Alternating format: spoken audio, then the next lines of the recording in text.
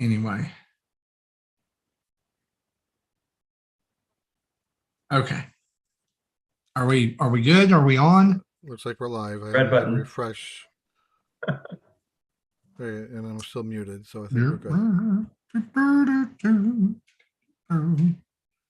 Okay, we good. Okay, good deal. I just want to make sure I do this with the same gravitas as Tim, right? All right. We go in 3, 2. Welcome to Nintendo Dads, episode 377. It is May 26, 2020. And on tonight's episode with special guest Eston Solo Something Huff from PlayStation Dads and one of our Patreon producers, we're going to talk about NSO updates, Pokemon ripoffs coming to Nintendo Switch, and so much more. Jesse, roll that beautiful bean footage.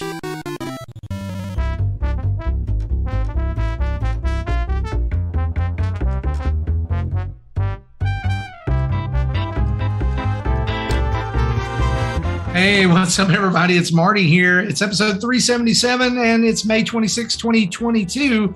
Joining me on tonight's show in just a minute, Justin Masson. He's had a delay. He's going to be here, but that gives me a chance to talk smack about him.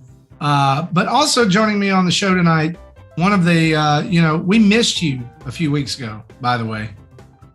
You were sorely missed as you traveled the world. Jesse Waldeck. Well, I was in the chat. You were in the chat, but you couldn't do the thing. You couldn't do the thing. Because I had internet quality of your area. Potato. Yeah. I think internet quality 1. I did a speed test, and it was like 20 down and 2 up. No, that's not even my area. That's better than my area. But so I posted that in the main host chat, and Tim says, "Who says you can't host with those stats?" And I said, right. Twitch and YouTube say I can't host. That is correct. That is correct. I had posted a little while ago about my cell phone service, being out. Then we depend on that. It is finally back. 5G. It's a little bit better. And so I'm able to actually, update things like see texts at home, because that was not even happening. Like, people would be like, I called you, and I was like, it never said you did. Okay, great. Also joining us on the show this week, one of our amazing, wonderful Patreon producers, Eston Huff. How you doing, buddy? Doing good. Thanks for having me on the show. Thanks for the kind words. Glad to be here. You are fantastic. You are welcome. And may I just say, sweet Xenoblade Chronicles poster there on the wall behind you.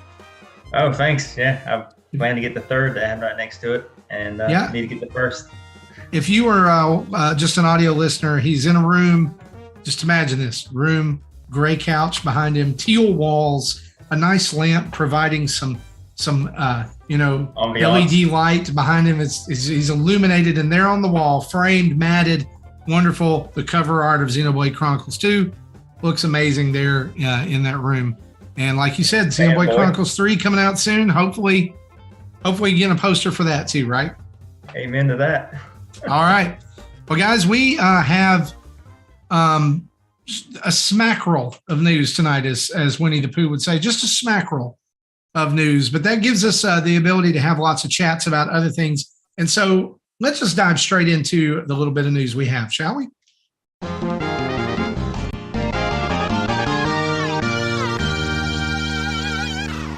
And as you know, our news is brought to us each and every week by you guys over at patreon.com/Nintendo Dads, where just for $1 a month, you can jump into the community, become a part of the conversation that's going on in quite possibly the world's best Discord. If you go $5, $10, or $30, it gets you different perks as well. With $5 bringing you into the full sub channels of the Discord, $10 pre and post show audio, and an art card, which, by the way, I've seen the next art card that's coming out, guys. It's awesome. I'll give you a little hint. It's a game that's coming out in June. There you go. All right. So that'll be up soon. $30 gets you into the Eston seat there, gets you into the Patreon producer seat. You get to be on the show. You get to come hang out with us. And we are super thankful for each and every one of our patrons. So head on over to patreon.com/NintendoDads and sign up today. If you sign up today, we will give you a golf clap of I was wondering goodness. where this was going. Yes. That's all we have. We are giving away a copy of Super Mario Strikers in June. So you can head over to our Twitter and see some updates about that. So there you go. That's the pinned tweet. Yep, it is. And speaking of updates, the NSO, NES, and SNES apps have been updated as of this evening. This was actually going to be late breaking news, but it just happened right before the show. And we wanted to bring you the games that are there now.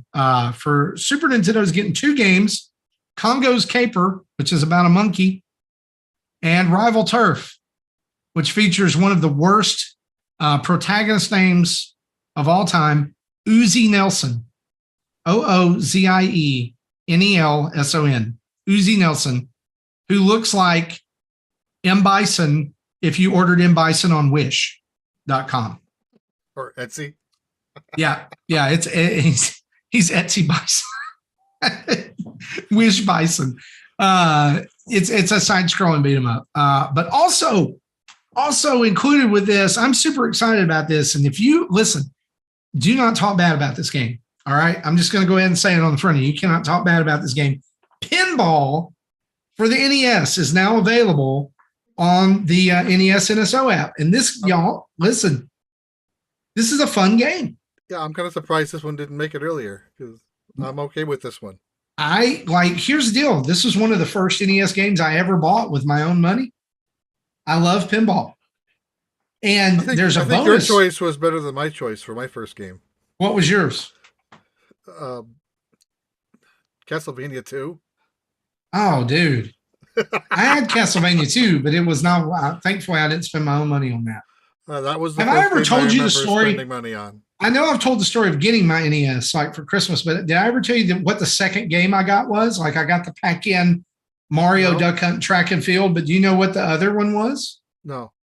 My parents go to the store, and this is 88, guys. All right. So there's like the Nintendo's been out for a while, right? There's a bevy of games. Yeah, like 3 years at this point. Yeah. So they go and the game that they look at all the games and they go, that is the one. That is the one our son will want. Was it a Jellicoe game? Karnov. Oh. Karnov. They hand me this game. They hand me this game, and I'm like, it is a fat guy with a mustache shooting fire out of his mouth. What in the crap? As an 8-year-old, I'm going to be honest, the box art kind of scared me. It really did. But if you've ever played the NES Karnov, it is nothing like the arcade Karnov. Like I had no clue that there was even an arcade Karnov until years later. But it's so obscure. Like what? Like you could have picked Mario 2 was out. Okay. I think Mario 2 was out. Donkey Kong and Donkey Kong Jr. were in the same pack. They could have picked that.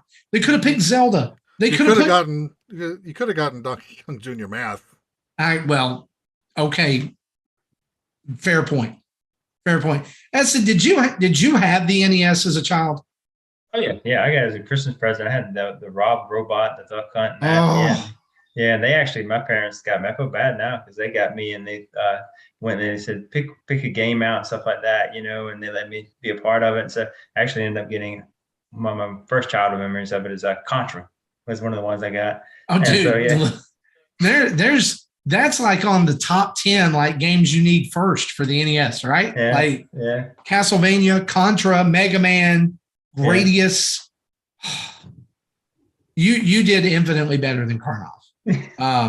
And I'm willing to bet that you also did not spend the first 15 minutes of your playing the NES that did not end with you peeing on yourself like mine did. No. That's a whole nother story for a whole nother day. No, my parents had to tell me to close my mouth because I was just like so enamored with it and everything like that. I was like, oh my God, it's so awesome. Shooting at the screen. And I was like, and I'm getting a video Long game. Story short, I didn't know what the pause button did. And I was playing Mario and I was getting more and more in the need of going to the bathroom. Yeah. So you were This one of happened. those I don't You read held it? manual kids? Yeah, I peed on myself in my room because I didn't know how to pause it and I didn't want to quit. Yeah. I'm 8 years old, guys. Give me a break. Oh no, All it's right. fine. I get it. If you don't know how to pause, I've been in those moments where I've tried to push the bladder. Yeah. Yeah. I've since learned what the pause button or home button is to go to pause it. Thankfully, there's not been any incidents since then. I got one for you. When I had the Contra, like that morning, I told my dad, he's like, "You got to go to school," and I'm like, "I'm at a part where I can't. Like, I don't know if I can get back to this part. You know, I might not be able to have the lives and stuff like that." And I'm like, "Can I just let the game? Nothing will come and kill me at this point. Can I just let the game stay right here? And when I get home to school, can I just pick right up?" And he goes, "Yeah, that's fine. As long as we don't lose power. I hope that doesn't happen or anything like that." And so sure enough, he let me just leave the Nintendo on, my character right there and everything. And I came back later that day and just got my homework done and picked right back up and just started right back. I remember doing that with Castlevania. Like there's that level. I think it's either right after you fight the mummy boss or something where you fall down the shaft and you're underground. Yeah. With all the water and the platforms moving back and forth. I never made it there before. And I was like, oh crap, I gotta go eat lunch, and so I was like, okay, I'm gonna pause it. I'm gonna wait. I'm gonna turn the TV off. See, here's the thing. People nowadays, like kids nowadays, my kids don't remember that when you turn the TV off back in the day, right? That if you left it sitting, you had to wait for it to warm back up. When you turn it back on, like you could turn it on, it would blink, but then you had to wait for the tube to power up, right? Or to warm up. I would always remember, it's like, it's faintly coming through, right? And I would learn eventually, like, don't turn on the Nintendo until it's there. And also, I mean, now they, have auxiliary channel. I mean, nowadays kids don't understand about turning to channel 3. I was about to say channel 3. Yeah. It's on channel 3. What's wrong with the TV? Is it on channel 3? Oh, okay. Yeah. We got to change channel. Yeah, channel 3. That's what's now it's like, is it on the right input? Well, I've got 15 HDMI plugs. Is it on the right input? Anyway, guys, here's the deal. Don't sleep on pinball. It's fantastic. Think about it. And one of the things I love about this is that there's a bonus game that is attached to it. That if you do the right thing, you can get, and it's Mario. He's holding a platform above his head, and Pauline is above him, and you have to hit all these numbers and change them to a certain color, and the ball's bouncing, and when it hits the platform, it launches it back up, and then you have to do the right thing, and it'll cause gaps in her platform, and then she'll fall, and you have to catch her on the platform. And if you don't catch her on the platform, you don't get the bonus, and if the ball goes past you, you're back out. But it's a lot of fun. Keep in mind, it's a very early NES game, but I love them coming back and filling in these early NES gaps, right? With pinball and other things like that. I would love. I love it. I'm gonna play. I got after the podcast tonight. It downloaded here, so after podcast time, I'm gonna play pinball. I can't wait. It's gonna be so good. Oh, I figured you run and watch Obi-Wan on Disney Plus. Well, here's the deal. We're all Star Wars fans in my house, but I can't do the midnight or 2 a.m. That's when it comes out for me. It's 2 a.m. I can't do the 2 a.m. stay up and watch Obi-Wan. I just can't do it. I got stuff to do. I didn't get the memo that it got pushed to Friday. I thought it started on Wednesday. So yeah, I tried logging in on Wednesday. I'm like, it's not here yet. What happened? Speaking of, since we're taking a diversion to a galaxy far, far away, did you see the stuff that got announced today at Star Wars Celebration? No. Hit me with it. So they showed the first trailer off for the Andor series, which is about Cassian Andor from Rogue One. Yep. They also announced a brand new Star Wars streaming series that's coming in 2023, starring Jude Law, called Star Wars Skeleton Crew. Interesting. Which I'm super excited about. But then they also announced that The Mandalorian season 3, or is it season 3 or season 4? Season 3 is coming February 2023. That I didn't see. So not far off. And they showed the first picture or the first still or whatever promotional photo of Harrison Ford in Indiana Jones 5. Indiana Jones 5. Wow. Oh yeah, he's making it's coming in 2024. Is he gonna be a consultant? No, he's in the movie. He is Indiana Jones. I mean, that's what I mean. Like, is he and gonna promptly, be like once he's done with filming, they're going to bury him. Okay. I mean, the dude just with the asps. Probably. Anyway, well, before we move on to the next topic, I wanted That's crazy. He's going to do another indie. Oh yeah. I wanted to say that while we're getting Congo's Caper, Japan instead is getting Umahara Kawase, which is the series is a platform series starring the sushi chef Kawase Umahara, who has become lost in a world of surreal saltwater and freshwater creatures. So this sounds interesting to me. This sounds like Splatoon. I'm going to give that one a try and see how it plays. Yeah, I'm going to have to download it. Depends on how much Japanese is in there. If it's just a platformer, I mean, if it's just the platformer, yeah, probably. It should be straightforward, but it's also Super Nintendo era, so who knows? For some reason, that's Umahara Kawase sounds sounds like a familiar name, and I don't know why. But y'all run out to that a lot, having a Japanese account, like the games, y'all just kind of like, huh? When y'all trying to play them on your Japanese accounts that y'all have. Well, I logged into my Japanese eShop to download the Japanese app. You can still launch the Japanese app with your US account. It's a separate app. It's not based on the region you log in on. It's a separate app you download. But all the games are in Japanese, right? They're speaking Japanese. Yeah, it'll be the Japanese version. So if it's a game, if it's an RPG like a Fire Emblem, then I'm not going to be able to read anything. But if it's a Donkey Kong that has no text, it's still playable. Yeah, because I got an import of Monster Hunter crossovers that's a Japanese only release, and I've tried playing it here and there. And I mean, I have no idea what they're saying, but I mean, I try and just go out, and I know what I got to do with my weapons and stuff. So I'm just wondering if y'all having Japanese accounts, if y'all find that you're limited on what you can actually purchase, because you're just like find that the games you get, you're just kind of like, huh? I don't really know what I'm doing. I have found that if the game has a worldwide release, if you buy the game from the Japanese eShop, it will have English. It'll be the same, basically the same ROM dump that we'll get in the US. So yeah, but the only thing that I would caution you on that is we've received some European copies of games, and while of course the language is going to be the same, but DLC and things with Splatoon 2. With the Splatfest, it ran on a European schedule for Splatfest. So like we would be having a Splatfest sometime, and because I had the European copy of Splatoon 2, I couldn't do it. It would not let me change my region to participate in the North American Splatfest. So eventually I had to buy it on my own. So just be careful. And you know what's interesting, Jesse, that you bring this up? There's actually an Umahara Kawase game for Switch. It's called Umahara Kawase Fresh. And apparently it just came out, in 2019. Yeah, because I did see it was a series. It wasn't just limited to the one game, but I did not know I've never heard of the series before. But yeah, there's two games.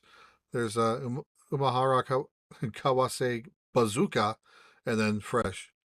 Yeah, Bazooka is probably the older game. It's $30 instead of $40. But here's the deal: this game is made by Nicholas, which it's Bazooka. The Fresh is 2020. Bazooka is Innen developed that game. Yeah. So yeah, don't think I've heard of them. Interesting. So you can go and check those out. There's some videos up of it and those two and the Super Nintendo game up over on YouTube. You can find. And then apparently has done the Cotton games. Okay, there you go. So new games to play, whether you're in Japan or here, get something different. We do want to mention too that speaking of NSO games, if you have the expansion pack and have the Nintendo 64 app, there is a game-breaking bug in the Kirby 64 game that will, if you take damage while underwater, you could be permanently stuck in the stun emotion, and the only way out is to reset the level and start it again. Nintendo's been pretty good about fixing glitches for the Nintendo 64 app, and been real good about continuing to improve it in certain ways with each update. Yeah, but so, how does that one get past testing? Right. Well, some of the other ones are kind of specific. Is it on any place with water, or is it only on that certain level? It sounds like anywhere if you're underwater. Ooh, that's not good at all. That's a huge bug. Yeah, they'll fix it. You know why I got past them? This is free, or it's just an old game that they don't think anybody's gonna play it either. Yeah. Another news item here: Temtem is scheduled to be released on Nintendo Switch on September 6th. If you're not familiar with Temtem, it is it's just a Pokemon ripoff. Let's just call it what it is. It's some people thought that they could make a better Pokemon game than Pokemon Sword and Shield, so they made Temtem. How in the world is this game making it on Switch? Money, I guess. I don't know, but but I mean, you would think it.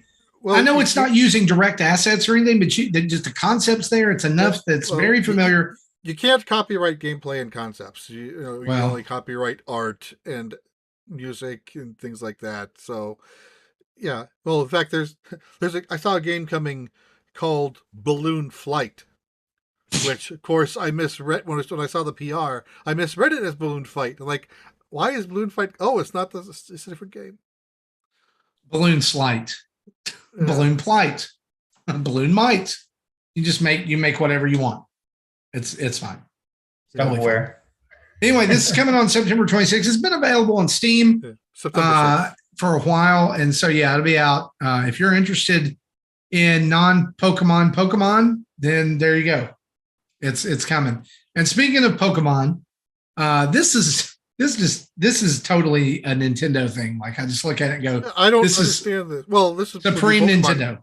This is Pokemon Company, but still, it's bonkers.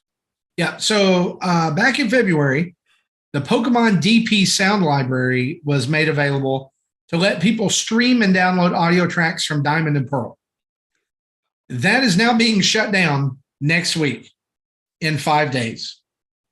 So if you go back and look, it's been available for 3 months. What was the point? Why even put the energy into this? Apparently the notice came out on the 17th that it was shutting down, and it just didn't catch the news until today. But so soon. They put a lot of effort into that website. It's a nice website, when it works.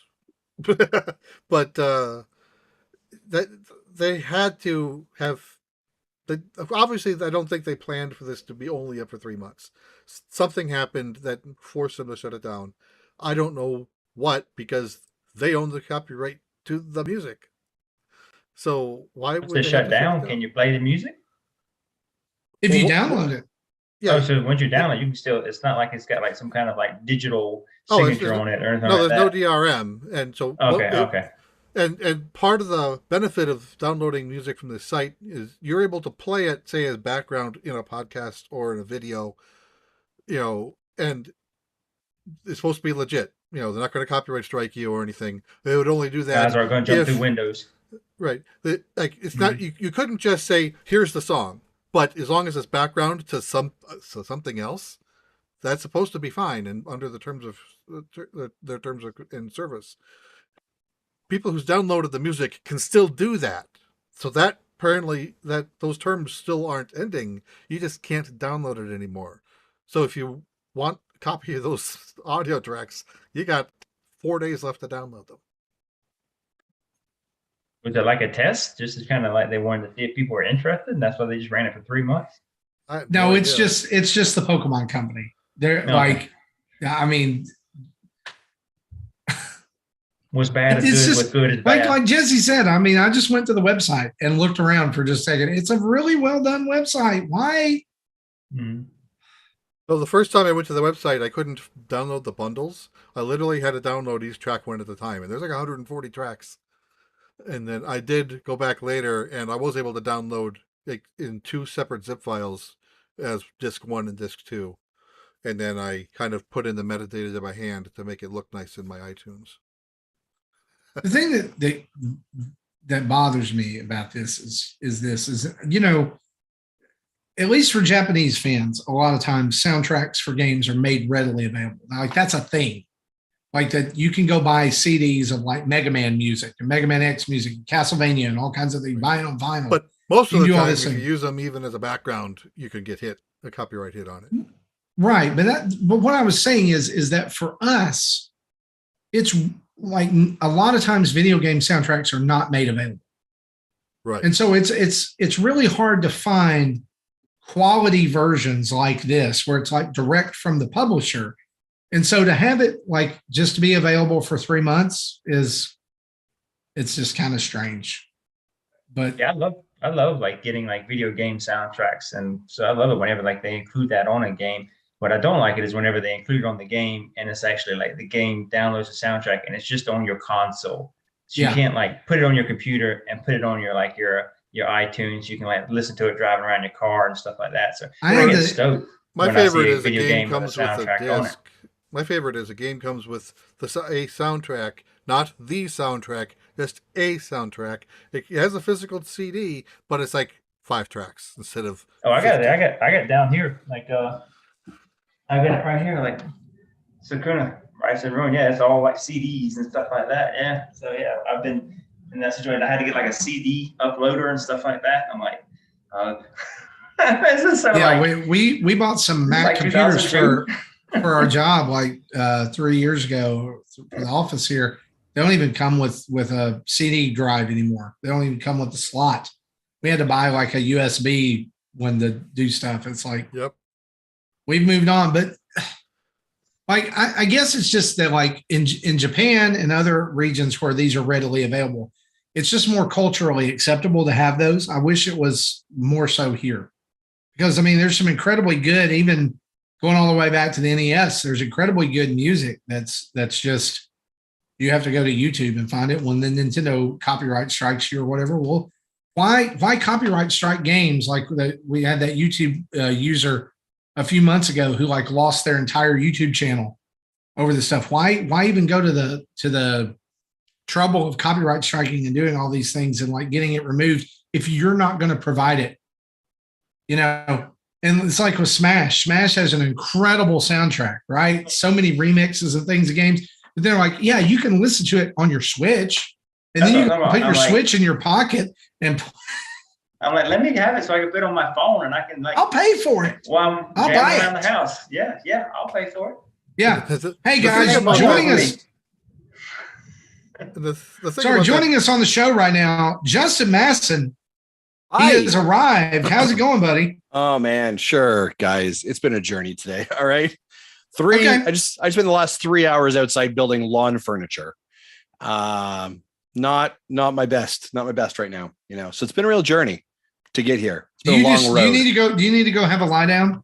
I'm gonna be honest, my back is really sore. Like I've been bent over lawn furniture, screwing nuts and bolts together. The middle of my back is I'm just getting old, just getting really old. Where that just takes all the. If you just want to like go ahead, we'll just lay down. We'll print it. Yeah, just lay down where you are. Just recline in the chair. Yeah, I appreciate. Turn your camera off. Yeah, we'll just take go care on without me. No, we don't want to go on without you. We want to hear your voice. We just. He just doesn't want to see your face. Wow, that Jesse. Was not listen, that is. Can I tell you? I have already had problems earlier tonight with things that I say being misinterpreted to be something they are not. In a discussion with my wife where we were talking about a subject that we were both very passionate about, very heated about, and yeah. So I don't mean that, Justin. I'm sorry. It's okay. It's okay. Your face is fine. Thank you. I work on it. I work on it every day. Do you? I do a lot of these. Do you do you have a And you use some Manscaped products? Yeah, exactly. In preparation. Right? I don't actually use Manscaped on my face. I'm gonna be really honest with you. I don't like shaving at all. Like I only trim. I only use a trimmer. That's it. As a matter of fact, true story. This last Saturday went on a date night, double date. And it was the first time in 6 months I actually brought a straight razor like to my face, trimmed it right all, down. That's it. Like it's normally just a beard trimmer. Yeah. I hate shaving in general. Can I tell you something that revolutionized? I'll tell you later because we're sponsored by Manscaped and all right. One of their products. I'll tell you something about facial shaving that revolutionized the way I do it. So all right. It's really good. But speaking of, you have arrived just in time for the ad break. Just in time for us to move on from the news and take a break. Can you vamp? Hear a word from our sponsor. Can you vamp for like one more minute? Yeah, I sure can because I was thinking this morning. Hey, can I tell you something? That of course you can. I'm here. I'm all ears. I got I ordered a shipment of the shampoo and conditioner from Manscaped. Yeah, I love it. It's so good. Yes. Yeah. And then they sent me another bottle. They did. Oh, they sent another bottle? I got one. I was like, hey son, so now me and him both are using the shampoo and conditioner. Nothing wrong. And I can tell you the way our hair has never smelled more manly. Yeah. I mean, let's be honest, ladies and gentlemen, today's show is sponsored by Manscaped, of course, been a sponsor of this for almost a year now. Big thanks to Manscaped for that. But I mean, that's exactly it. I am just about done with the shampoo, the 2-in-1 shampoo and the body wash. And actually, here's the other thing. My deodorant is done now. So I'm going to get ready to send in my order for Manscaped. And of course, I'm using the code NINDADS, NINDADS for 20% off and free shipping. But here's the thing. I'm going to be honest, true story. I get up at about 6 o'clock in the morning to get ready for work. My wife is still sleeping. We've got an ensuite bathroom, so I'm trying to be quiet, kind of, getting ready. Here's the thing I love about the Manscaped products, right? They are like Manscaped. They're made out of metal. They are made out of a hard metal. And I'm trying to be super, super quiet in the morning. And I got in the bathtub and I'm raising my leg, as you would to get in the bathtub. And I hit the top of both of these metal shampoo and metal body wash. And they're rolling down the bathtub. Clang, clang, clang, clang, clang, clang, clang. Boom. And I'm like, well, if she wasn't awake, she sure is now. But of course, Manscaped makes incredible products. And that's why I have that right by the edge of my bathtub to use every single day when I get up for my shampoo and my conditioner 2-in-1 and the body wash, which I absolutely, absolutely love. And I do love their deodorant that you can use as well. And here's the thing I like about it. Some deodorants, like, listen, I don't want to call out deodorants. Old Spice, I'm looking at you. But I find like, hey, if you're not calling them out. I'm not calling out Old Spice, but they know what they've done. All right. So here's a true story. Again, maybe on a Friday, I'll get up, I'll shower, put Old Spice on. The next day we're out in the yard, right? We're working. Maybe I didn't have a shower. Of course, I'm getting a little bit stinky. By about 5 o'clock that afternoon, it smells like something died. And it's me. It's under the arm because I find that they don't have that long-lasting strength protector, much like Manscaped's deodorant does. So I'd recommend that. Of course, that code, again, being NINDADS, NINDADS, 20% off and free shipping. Big thanks to Manscaped for their continual support. And of course, the other sponsorship of our show today is Gooder. Gooder Glasses. Gooder believes, hey, gaming should be cool, and your stuff that you wear should also be amazing. And Gooder makes incredible glasses. These ones I'm wearing right here are blue light glasses. I wear these every single day to work. And the lovely part about it is after my day and I'm in front of 3 screens, my eyes don't hurt as much anymore. And I find I don't have headaches anymore, which is absolutely true and absolutely amazing because of the blue light coming off your screen. Some doctors say it's bad for your eyes and cause headaches. I have definitely found since I've been using Gooder glasses that has been reduced. The other thing I love about Gooder, not only do they make amazing gaming glasses, just sunglasses. Ladies and gentlemen, it is May. It is sun's out, right? We're getting ready. You're throwing on the sunscreen, you're getting on the sandals. You're heading down to the beach. You got to make sure you got a pair of sunglasses. and Gooder has those sunnies that you need. Head over to their website, gooder.com. Use the code NINDADS, NINDADS, for 15% off. They have amazing, amazing glasses. Marty, I saw you were traveling recently. I watch you. I follow you on social media. And what are you sporting? Boom, you're sporting your Gooder glasses. Always. Which is amazing. Always. Which is amazing. They went on a cruise with me. Yep. They got lost on a cruise. Yes. I lost them. I ordered the exact same pair the day I got back from the cruise because I cannot live without them. And here's the thing, I'm willing to bet you, Marty, you show up and you're like, hey, I got to order some new glasses. The nice part is they're not breaking the bank. They are high quality glasses at really affordable prices. You know, I was just looking, I had a friend of mine who was looking for recommendations on sunglasses, and he mentioned a certain brand. And I thought, I will go and look at these to see how much they are. And the same, he was like, I really like these because they have polarized lenses, right? So ironically enough, Gooder also have polarized lenses. Yeah. So I went to look at his the glasses of choice that he was looking at, $200 a pair. $200 a pair. And I was like, my dude, here's the deal. Take this code, go to this website, save yourself some cash. Those same glasses that you're looking at there are about $25 on gooder.com. And you're going to get free shipping. You're going to get some percentage off. You're going to help our podcast if you go over to gooder.com. And what you should do with that $200 you already had set aside for these polar glasses, buy 8 pairs of them. Give them to your friends. Give them to your family. What I was actually thinking was that he should take me out for a taco. That's taco and sunglasses. Those combos are amazing, right? Right? Absolutely. It's like peanut butter and Chinese food. How do those combinations not go together? You know, they're amazing stuff. I don't know what you're talking about there. Okay, that's weird. That must be a Canadian thing. There is a peanut sauce that tastes really good on Chinese. Peanut chicken at my local Chinese is my favorite. Nice. It's always been good. I'm also going to give one more selfish plug for Gooder. This is true story. My daughters took my Gooder glasses, these pink ones, and they put them on our dog, Cashel.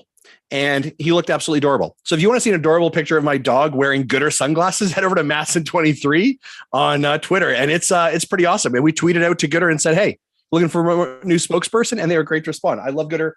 And let's do it. I'm going right now. Big thanks again to Gooder and Manscaped for their continued support. Guys, I'm sorry. I have just rambled on for 15. By the way, my computer is like not functioning right now, so I was never able to pull up the actual copy that we're supposed to use for these ad reads.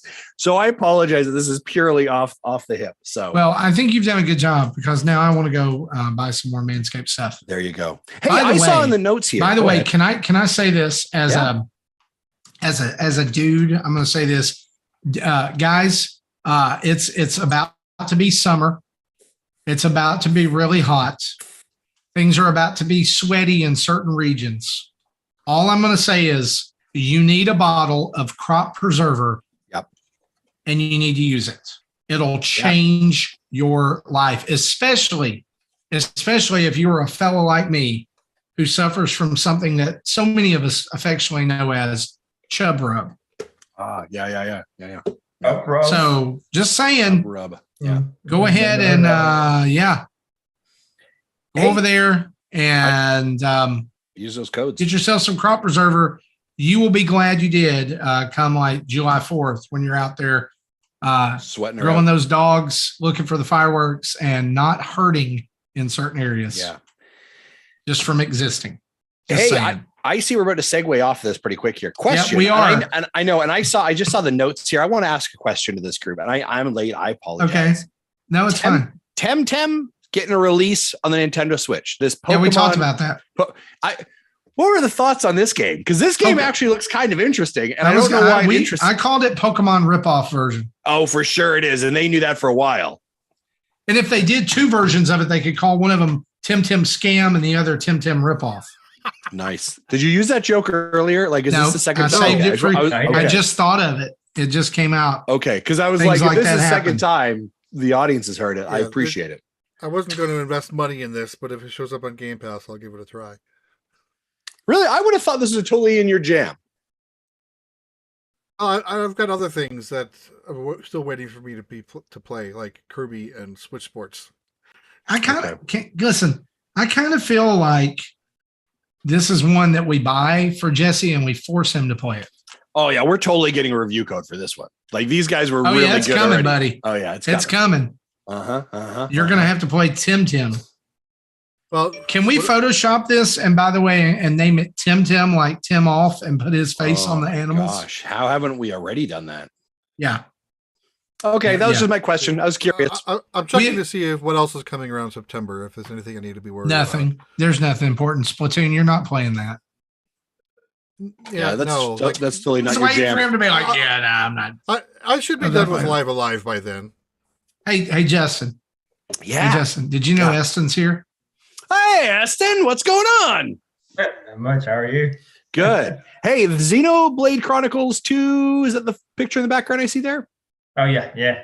How hyped are you for 3 coming out?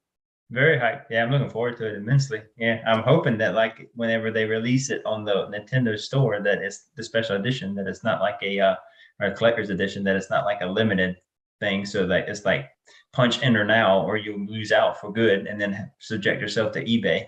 It will be. So I'm hoping it's not anything like that. No, so I'm pretty stoked. Yeah, I'm loving the screenshots they're sending out and stuff like that. What's your take on this? Because I saw the recent one. It was like what six players in a party or 8 parties, and then they combine together to make like a one person thing. Have you seen this? Voltron type thing? Yeah, thank you. What's your thought on that? That feels a bit weird. I think they're calling it Ouroboros. Yeah. What are your thoughts? What are your thoughts on that? I think it's different dynamic of the game, different mechanic of the gameplay. I mean, I'm not like put off by it. I'm interested to see how it plays into it. I mean, I like how too you can be running the field and you can switch characters like on the fly. And so I mean, some of the stuff they're adding into this game is just a lot different from what the first and the second was. And so they're trying to give freshness to the game. So I'm fine with it. Have they mentioned? Do you remember, Eston? Have they mentioned anything like you should have played number 2 before you play? Is there much connective tissue? Do you think, or do you think it'd be like if I'm jumping into 3 and haven't finished 2, or do you think it's gonna be an issue? I haven't seen anything so far where it says or I haven't seen any screenshots where it's like these are people from the first or these are people from the second. So if you haven't played it, so I'm leaning more toward thinking that with the third one, if they're going to bring people into it by more. If they make it a jump off of it, as far as like having a prologue that you just kind of watch the video of at the beginning of the game, and it kind of gets you caught up to speed. Yeah. Or there may be some cameo or some mention, but it won't like ruin the experience anyways. I'm going to be really honest with you.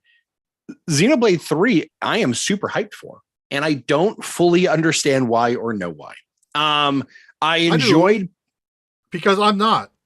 Oh, that might be it right there. That's 100%. That's 100% right there. Yeah, that's exactly it. No, problem solved. We can move on now. But no, I'm excited. Like I played Xenoblade 2 and really enjoyed my time with it, but then I got distracted by something shiny. I also have this weird desire to go get Xenoblade, the definitive edition. Can't find it anywhere locally. I think I have to get it from Amazon, but or you could just download the actual digital copy. I listen, with 3 Switches in my house. I'm not a fan of this whole digital shenanigans. What you're trying to say is you want to be able to trade it in later if you don't like it. No, you know what? Here's the thing. I don't trade in games anymore. As in, like, I have not done that since I was like 15. Wow. Yeah. Okay. Except my wife did make me actually sell some stuff before we moved. I'm still bitter about that. Luigi's Mansion Original on GameCube, Mario Sunshine, GameCube. I have a copy of Luigi's Mansion and Mario Sunshine for GameCube. Yeah. So they may be yours. Who knows? They have made their way down here. Yeah. Anyway, Eston, how's I just like talking to Eston. Hey, we haven't had a chance here. How's Fortnite going? It's going good. Actually, I mean, we can talk about that later and what we've been playing. Build. What's that? Why you gotta be like that, Marty? You try and run a show here? I just try and come in and interrupt the show. Fine. We'll talk about that later. Fine. I only say that because I was going to talk about Fortnite. Okay. And what I've been playing and ask you some questions about it. So we can all have a big conversation about it. I was only thinking of you. Wow. Okay. All right. Others first. Anyway, let's talk about some events, shall we? Do it.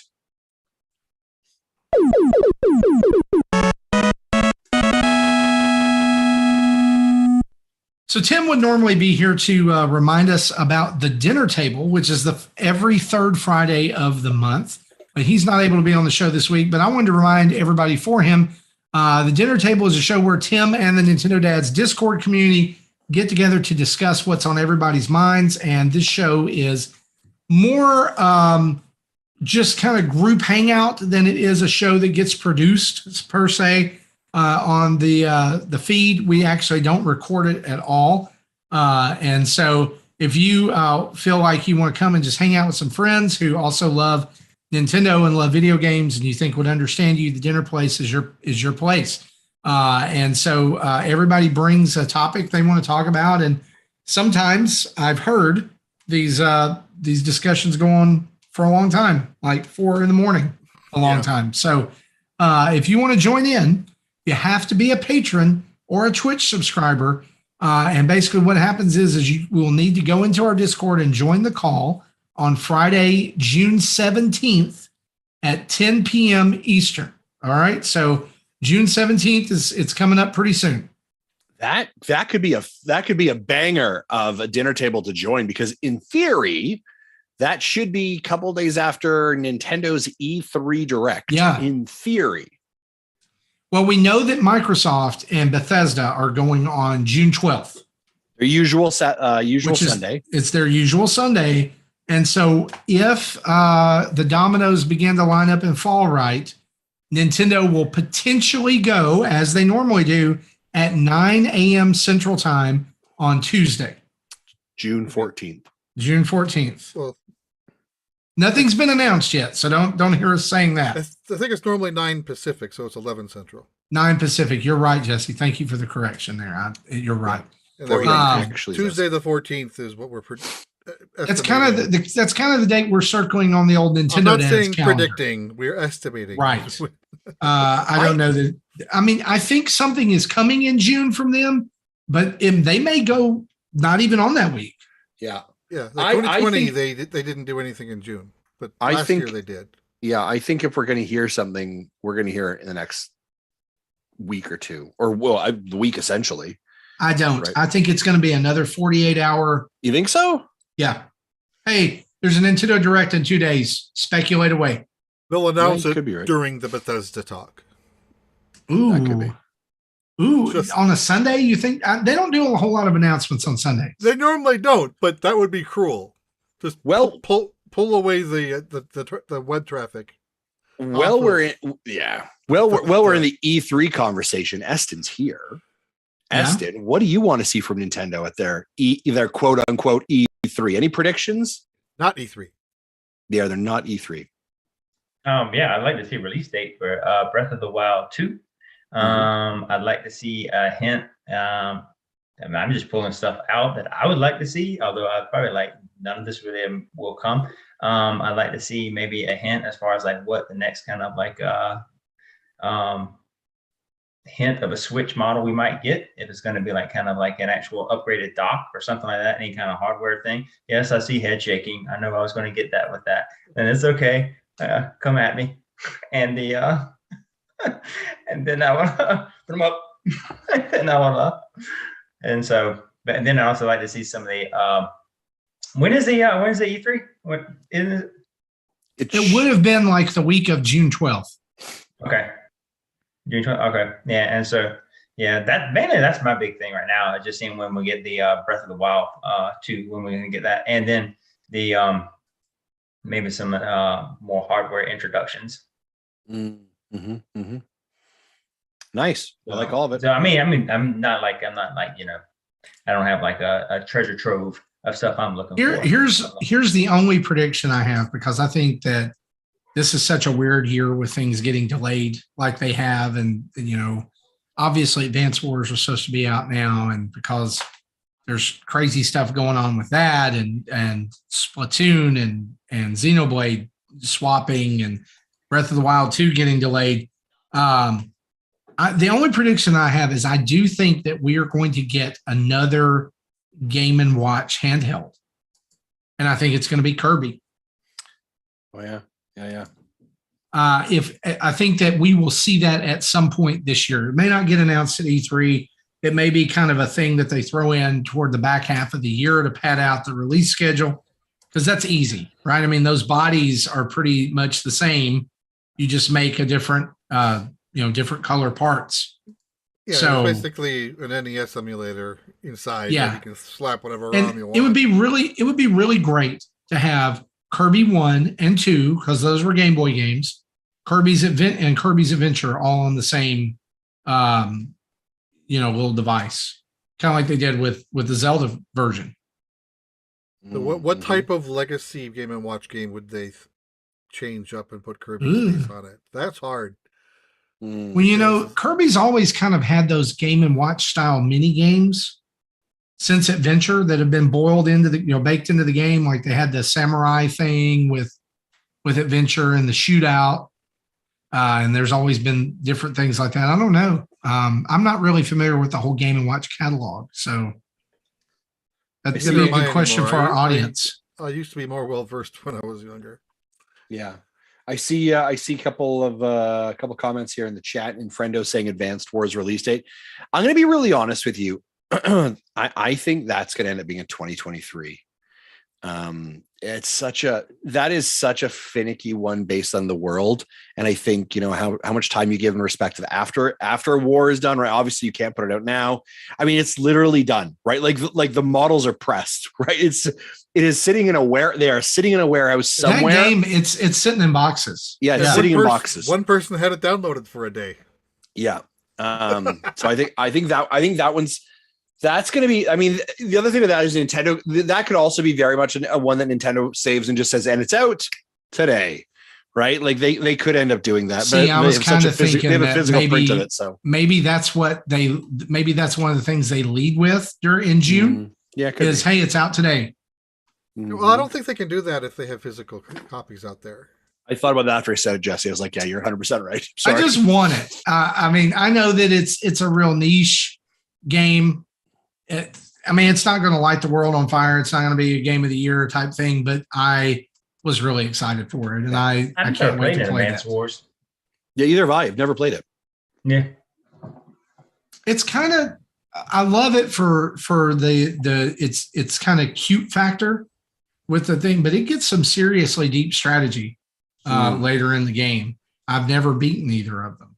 I've played them, but I just love the aesthetic. But I really want.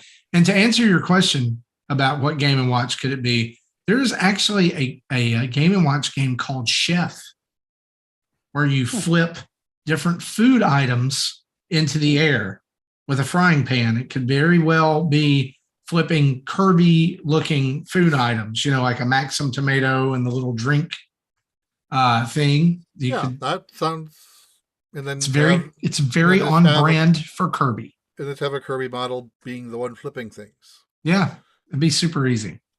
But I'm holding out hope. I'm really holding out hope that we're going to get another one of those, because I've got I don't play them very often, but I've got them on my shelf over here with some little stands that I got off Etsy. They're like acrylic etched. They look really nice. So it's a little collector's item type thing. So yeah, that's our event coming up, dinner table June 17th. Hopefully we're talking about Nintendo stuff. Let's head over to Justin's favorite segment of the night, Jesse's PokéMinute. Pika Pika Pikachu. I hate you all. Pokemon Go June content update. Pokemon Go Fest 2022 is next weekend from 10 a.m. to 6 p.m. Saturday and Sunday. Fleshy-Jesse is planning on live streaming this event. Starting on June 1st, trainers no longer have to wait until they are level 40 to earn Candy XL. Trainers will be able to start earning Candy XL at level 31. Adventure Week returns. Get ready to explore the wide world of fossils and rock-type Pokemon during this fan-favorite event from Tuesday, June 7, 2022, to Sunday, June 12, 2022. Pokemon appearing in 5-star raids. Kyogre from June 1st through June 7th. Groudon from June 7th through June 16th. Mewtwo with Shadow Ball from June 16th through June 23rd. Mewtwo with Psy Strike from June 23rd through July 1st. Pokemon appearing in Mega Raids. Mega Steelix from June 1st through June 7th. Mega Aerodactyl from June 7th through June 16th. Mega Venusaur from June 16th through June 23rd. Mega Blastoise from June 23rd through July 1st. June's research breakthrough encounter is Clink. That is all of the Pokemon Go news for the week. Robo-Jesse shutting down. Is anyone really concerned that Robo-Jesse referred to other Jesse as Fleshy-Jesse? I think that's our show title for the week. That bothers me in so many different levels. Fleshy. Oh my gosh, we have crossed the uncanny valley. We're in the uncanny valley.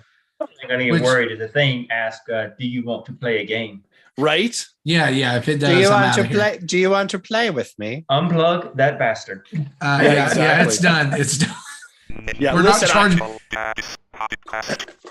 That's Robo-Jesse version 1. That's the prototype. Yeah. Well, let's move into what we've been playing, shall we? Do it.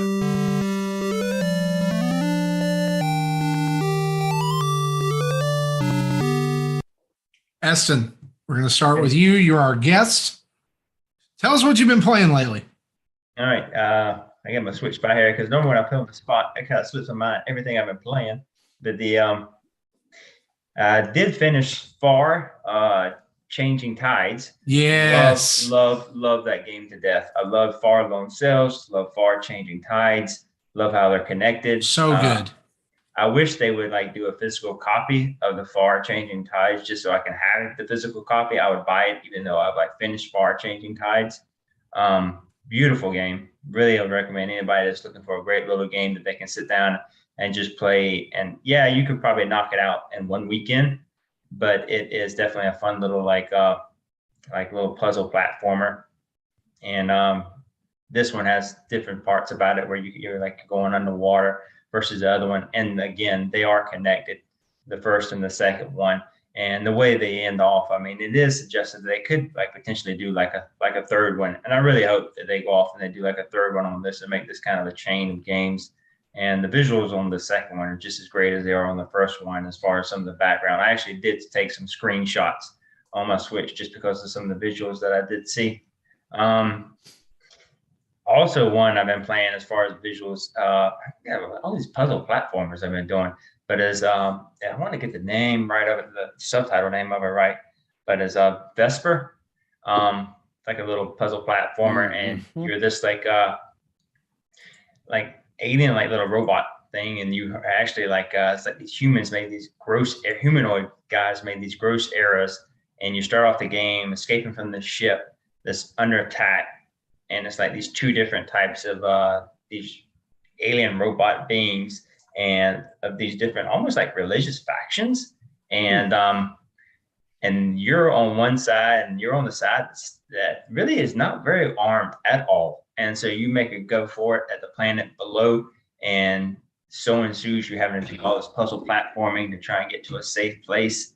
And really can't go into too much detail on the storyline because you go to these data points and it gives you reveals to radio transmissions as far as who you are, why you're there, how these kind of, if you will, like I said, using it loosely, these religious factions as far as why they're at odds with each other and what happened to the humanoid people.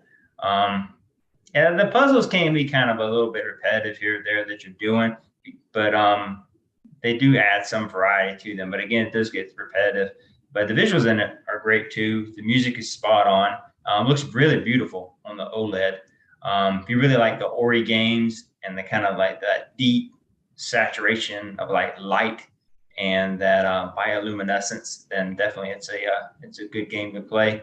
What was the name of that game? Been playing Vesper. Vesper. Okay. Yeah. Okay. Yep. And then I've been playing some of the Lego Star Wars. Playing that mainly with my son, and by no means am I touching anybody's count right now on Kyber bricks. I'm just basically playing the movies and stuff like that. And so I know some of y'all are really deep into the weeds on getting those Kyber bricks, and I'm just having fun just playing the game and trying to do little side missions, and playing some of the characters and just having fun with my son and just mainly letting him just take the lead as far as what you want to do now, and we'll go do that. And so I've been doing that, and doing Mario Kart. Some of the people in the Discord community has been doing some Mario Kart races with them. As mentioned earlier, I've been doing some Fortnite on the Switch, so kind of my staples there. And the Monster Hunter, actually, on the Monster Hunter Rise, I actually decided to switch my weapon up. Getting ready for Sunbreak coming out, and after doing dual blades all this time, I decided to go with something that I play a lot of in games. When I do a lot of MMOs, I'm a lot of times a ranged weapon and a bow. And so I decided for once to try it in Monster Hunter Rise, just play the bow, and fell in love with it. And I'm like, why have I not been playing this the whole entire time? And so I just proceeded to just really sink a lot of time into just getting myself geared for the best bow build and get parts to get the best bow. And I was already in love with the game, so it's not like I had to like fall in love with it again. But now I definitely got my primary weapon that I love. In fact, I loved it so much so that I had all these like 5 or 6 different dual blades with different types of elemental enchantments on it. And I went and I sold all those dual blades just to get all the money together to build what I needed to build. And so I'm ready for Sunbreak to come out. And I mean, I know you really can't see it because it's off camera, but I mean, I actually have some of the models of actually some of the actual dragons from the Monster Hunter Rise game. I've got like a Rathalos up back there and some other ones. So I've been playing that, and actually, as if I needed more on the Switch to play, but actually I got the itch for Stardew Valley, so I fired that back up. Great game. Yeah, and so I went back in and started. I said, I finally want to get myself out of winter and back into spring. So I played enough to get back into spring and planting some of my spring crops. And so I've been doing that. And that game is that it's such a fantastic game, right? And that's my wife likes a lot of puzzle games. And I said, there's this game called Stardew Valley. I think you might like. Let's give it a shot. And it is like, I think she's 300 hours into that game and just keeps, and it's just like her comfort food. And she's got my other daughter into it. They do split screen. And I watch it and I'm like, I'm not getting into this. I can't, but it's such a like compelling game. And the fact that one person built it is just incredible. I can't wait for his next foray is I think the Chocolatier or something like that. Mm-hmm. Yeah, Chocolatier. Yeah, the haunted Chocolatier. Yeah. And that's what definitely is comfort food. I mean, I definitely get into it, and here and there I jump in, and get my stuff going, and then I kind of go off and play a little bit, and then come back and play it, and yeah, definitely. I mean, this ham bone is reminding me. No, I won't forget the crop preserver. Definitely not. And so it's I mean, I'm it's definitely like a little comfort food because I did so many hours in Animal Crossing. And then like, I was like, what can I do? Because I got burned down the Animal Crossing, but I want to do something that's kind of like that little thing we can kind of jump in. I want to get that same kind of fix, that same kind of taste, that same kind of flavor. And then my son was playing Stardew Valley, and then he's like, my wife playing it. So it got to be like in the mornings, I would hear these roosters every morning in the from their switches. And so I'm like, let me see what this game's all about. And that's kind of what got me into it. But yeah, so that's what and helping my son recently, he got really into Smash Bros, having all his friends come over, and they've been like getting together and doing all these Smash Bros things. So I've been helping him like going through this Smash Bros and unlocking everything. And finally we've gone from like the light world now into the dark part of the thing. And so I know I'm not doing it justice, but the dark world. And so he's got like all the characters unlocked now. So I'm helping him do that. So he's pretty stoked now. So now when his friends come over, they can all play, they have all the characters at their disposal. So I've been doing that, but that's on his Switch. But still something I've been playing. You got to put in the dad hours. You know what I'm saying? You're there. And I think that's showing up when you need to show up. You know what I'm saying? Doesn't matter. Hey, I missed your hockey game, missed your baseball game. It's cool. But you got the Smash characters unlocked. And that's really important, right? Those kind of dad moments. I want to ask you were talking earlier about Monster Hunter and the kind of the itch there. And obviously knowing you from Fortnite, right? Playing some Fortnite games together. There's that kind of battle pass. Did you ever try Dauntless? I give it a download, Eston. Yeah. It's a free to play game. Yeah. And it is just the monster hunting part of Monster Hunter. And it's got a battle pass and it's got gear that you kind of level up. Those are the reasons I actually didn't buy Monster Hunters. I was like, the Monster Hunter part of it, I can just go to Dauntless and you do raids, so there's a lot of fundamentals. I would be very interested in hearing what your thoughts are for a person who likes Fortnite, likes Monster Hunter, if Dauntless is something that you would recommend or that might scratch some of that itch for you. Again, it's free to play. I'd highly recommend trying it, but I'd love to hear your input on it. Yeah, appreciate it. I mean, I'll not like you don't have any other games to play and you're just twiddling your thumbs doing nothing or getting excited for the next update. But if you have free time on your hands.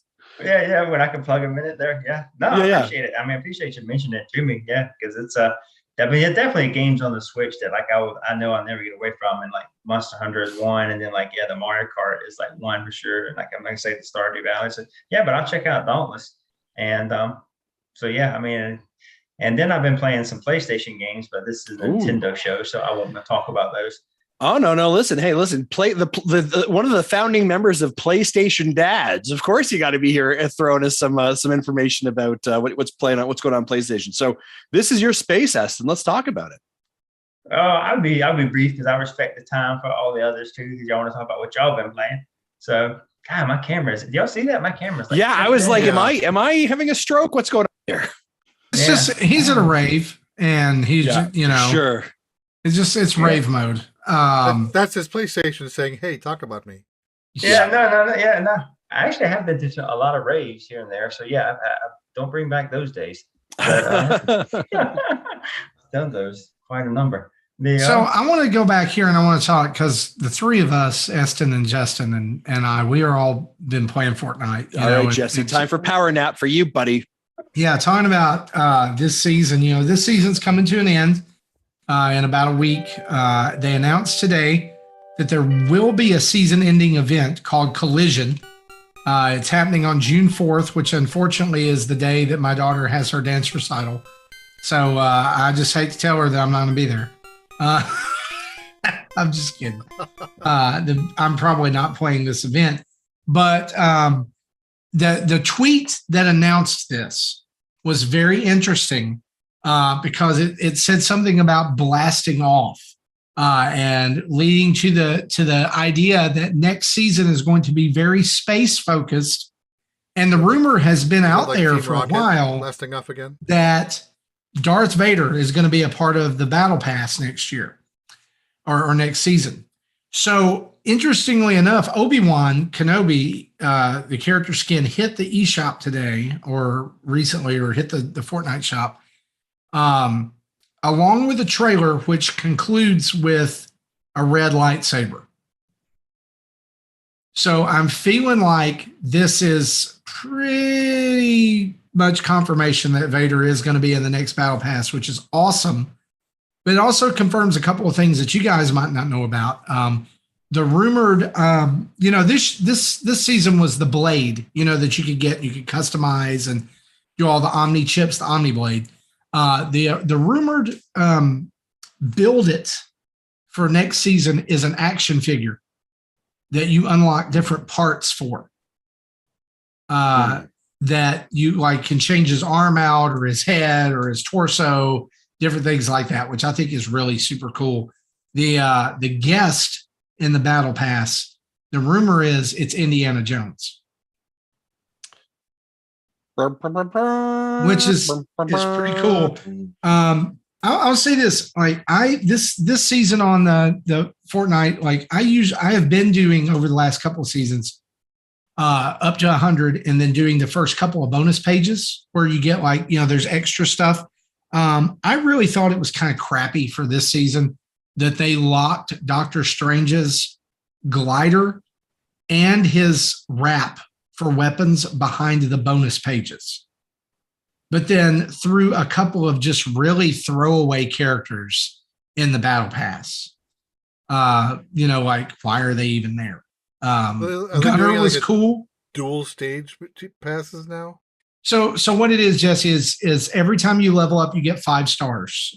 They call them battle stars. You can spend them as you like, but really you can't, because to get, like, you can't just go all the way to level 100 and be like, ooh, I want that.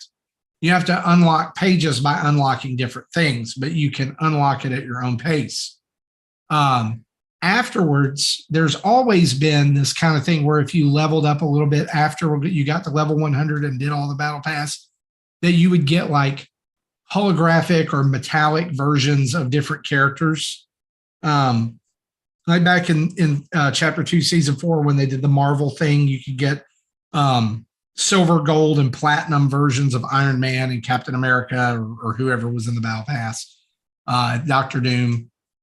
But That's now like what they do, Fortnite's version of Rose Gold Peach, Baby Peach, kinda, yeah, 100%. Yeah, and it's mainly just say, oh, hey, look, I made it to that level. But what they've done since really the end of chapter 2 and into the beginning of chapter 3 is taking some cosmetics that you normally would have been able to get in the battle pass and putting them past level 100, which is, really now to get everything before it starts going into like the prismatic colors for each skin, you have to get to at least level 140, which is, I guess, on their part, we'll talk business, Justin, here.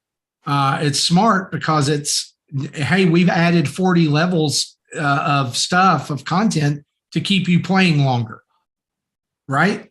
Yeah, because otherwise you'd go to 100 and then you stop playing for 3 weeks. Which is what I wanted to do this season. I did read because today, I was like, I got Doctor Strange, I'm done. I want to interject. I did read today that they're bringing Pac-Man stuff into it too. Yeah. Yes, I saw that. Do you know how terrifying it's going to be to have like a man-shaped Pac-Man with a gun running around in Fortnite? Waka waka waka waka waka waka. If it did that when he ran, it would be awesome. Justin, where are you for this season? What's your level? 106, I think. I just passed over it not too long ago. I was pretty hard determined to get to Doctor Strange. I'm still it's still comfort food for me, just like Apex is. Yeah. I find, interestingly enough, like this season, especially with the no build mode, right? I find it great, but I find more and more they're getting closer and closer to being a lot more aligned with Apex. Even some of the weapons that you're seeing brought in are very akin to some of the Apex characters' specials. The airstrike is a great example. That's Gibraltar's finisher or special move, right? The ability to launch that sonar and show where people are, that's Bloodhound or Seer, right? So there's a lot of kind of overlap there. Sorry? Yeah, so you got the slide that you can do. The slide. Oh, yeah, the slide is so Apex. Yeah, like there's a ton of just overlap there. I'm interested to kind of see, and I actually heard rumor that that they might be bringing in an arenas mode into Fortnite, and so it'd be like 3v3, similar to what the arenas is in Apex, and they're short, tight games. I find it interesting just how much both games are kind of stealing from each other to end up moving forward, but. I think them moving to this kind of extended battle pass really is trying to encourage people to, just stick on as long as possible, right? You want this really cool skin, you want this, you're going to have to invest time and energy, right? The longer you're in their ecosystem, which is exactly what they want, the more likely you are to spend their money. And if they can bring in recognizable IPs, Darth Vader, Obi-Wan, all the Marvel stuff, then they're making hand over fist money. And that's exactly what they want. And I think, as we were talking about recently, kind of the content around Fall Guys, the influence of, or the reach, I guess I should say, the extension of Epic Games into these IPs is incredible. So can't really fault their business model, if I'm being completely honest. I was a little disappointed that I had to go into level 105 or whatever it was to get all the stuff for kind of base 100. But again, it's keeping people in there. And if they're in there, they're spending money. So that's good. Eston, what did you think of this season, and kind of what do you hope to see more of from Fortnite? And I guess the question is when I jump on and you're playing like you are Man, you're a madman. Like you are levels above everyone else. Typically, what keeps you drawn to that game? Like, why do you keep going back into it? Is there something specific about it, or just curious? Oh, my draw to it is just like I typically like have like some people that hit me up and on DMs and they want to like play, and so like I typically like join up with them and I play. So it's more of like kind of like companionship as far as in that regards playing with them. And then like my son also plays it, and I mean he got really, I mean he's like chin deep into it, and so like he's like saying, "Hey Dad, play Fortnite with me. Hey Dad, play some Fortnite with me." And so we play together, and like we play duos, and and it's really, it brings him a lot of joy when we get like the victory royale and we've done it together, just him and I. And so so I play with him, and so it's that mainly just camaraderie and just playing with my son, both of those at the same time, just kind of dual fisting it, if you will. Yeah, keeps me into it. And so that's what keeps me coming back to it. It's not necessarily the skins. Like if I don't get the Doctor Strange, I don't get the Doctor Strange. Like some of the skins that do come up, I'm like, oh, I'd really like to have that. Oh, I want to have that one. And some of the other ones, I'm like, if I make it, and I get to Doctor Strange or I get to that, that's cool. That's cool. I'm fine with that. But like the Spidey one, I was really wanting to get to that one. And like when Mando was in there, I'm like, oh, I'm getting Mando. Yeah. And like when Predator came through, I was like, oh, I'm getting the Predator. And so some of that stuff out there, I'm really like, I'll latch onto and I go after. So some of the quests I actually have in the game at times, I'm like, oh, I want to get that. Like right now, the Omni chips, I'm not so big on it. I'm like, if I get the Omni chips, that's cool. If I don't get the Omni chips, that's fine. I'll look, the next season to be kind of cool. And see, for me, the Omni chips this season, with them putting them on the map and like I think the season before it was something you could get out of chests and do different random things. I was never the alien coins. I think was another one, where you had to like to build the alien. With the Omni chips being on the map, I've almost got the entire Omni sword, like all of it. And I'm like, I love that I'm able to do all that with them putting that on there. But I totally get what you're saying. Like with Obi-Wan being in the eShop or the shop, I would have flipped out about that like 2 or 3 seasons ago. But now I'm like, I just don't haven't like I was looking the other day, like I do the Fortnite crew, so I get the extra, the crew skin every month. With that, I'm almost at my threshold for saved skins. Wow. Like I'm like 3 away from 100 because for the last from chapter 2, season 3 on, I've gotten level 100 in the battle pass every time. And I've bought some too that I like, but I mean, when you've got the battle pass plus the crew, plus, people have gifted me some skins too. It's really like, I'm going to have to make some decisions. I don't ever I don't do the shuffle. Like I get stuck on one and I'll play as it for a while and then I'll move to another one and move to another one. So about you have to clean the fridge of your skins? I'm going to have to. Well, I mean, I'm going to have to delete some of the saved, loadouts. Combinations and loadouts. Yeah. I'm going to have to delete some of those. Are you able to recover them later? Or Yeah, you can. Because it keeps up with all your skins. And then however you configure it, you can then save that as a slot 1, slot 2, all the way through 100. Yeah, you kind of have like lockers that you can be like. That's think about like that. Like I'm going to take my outfit out, and that's the whole thing.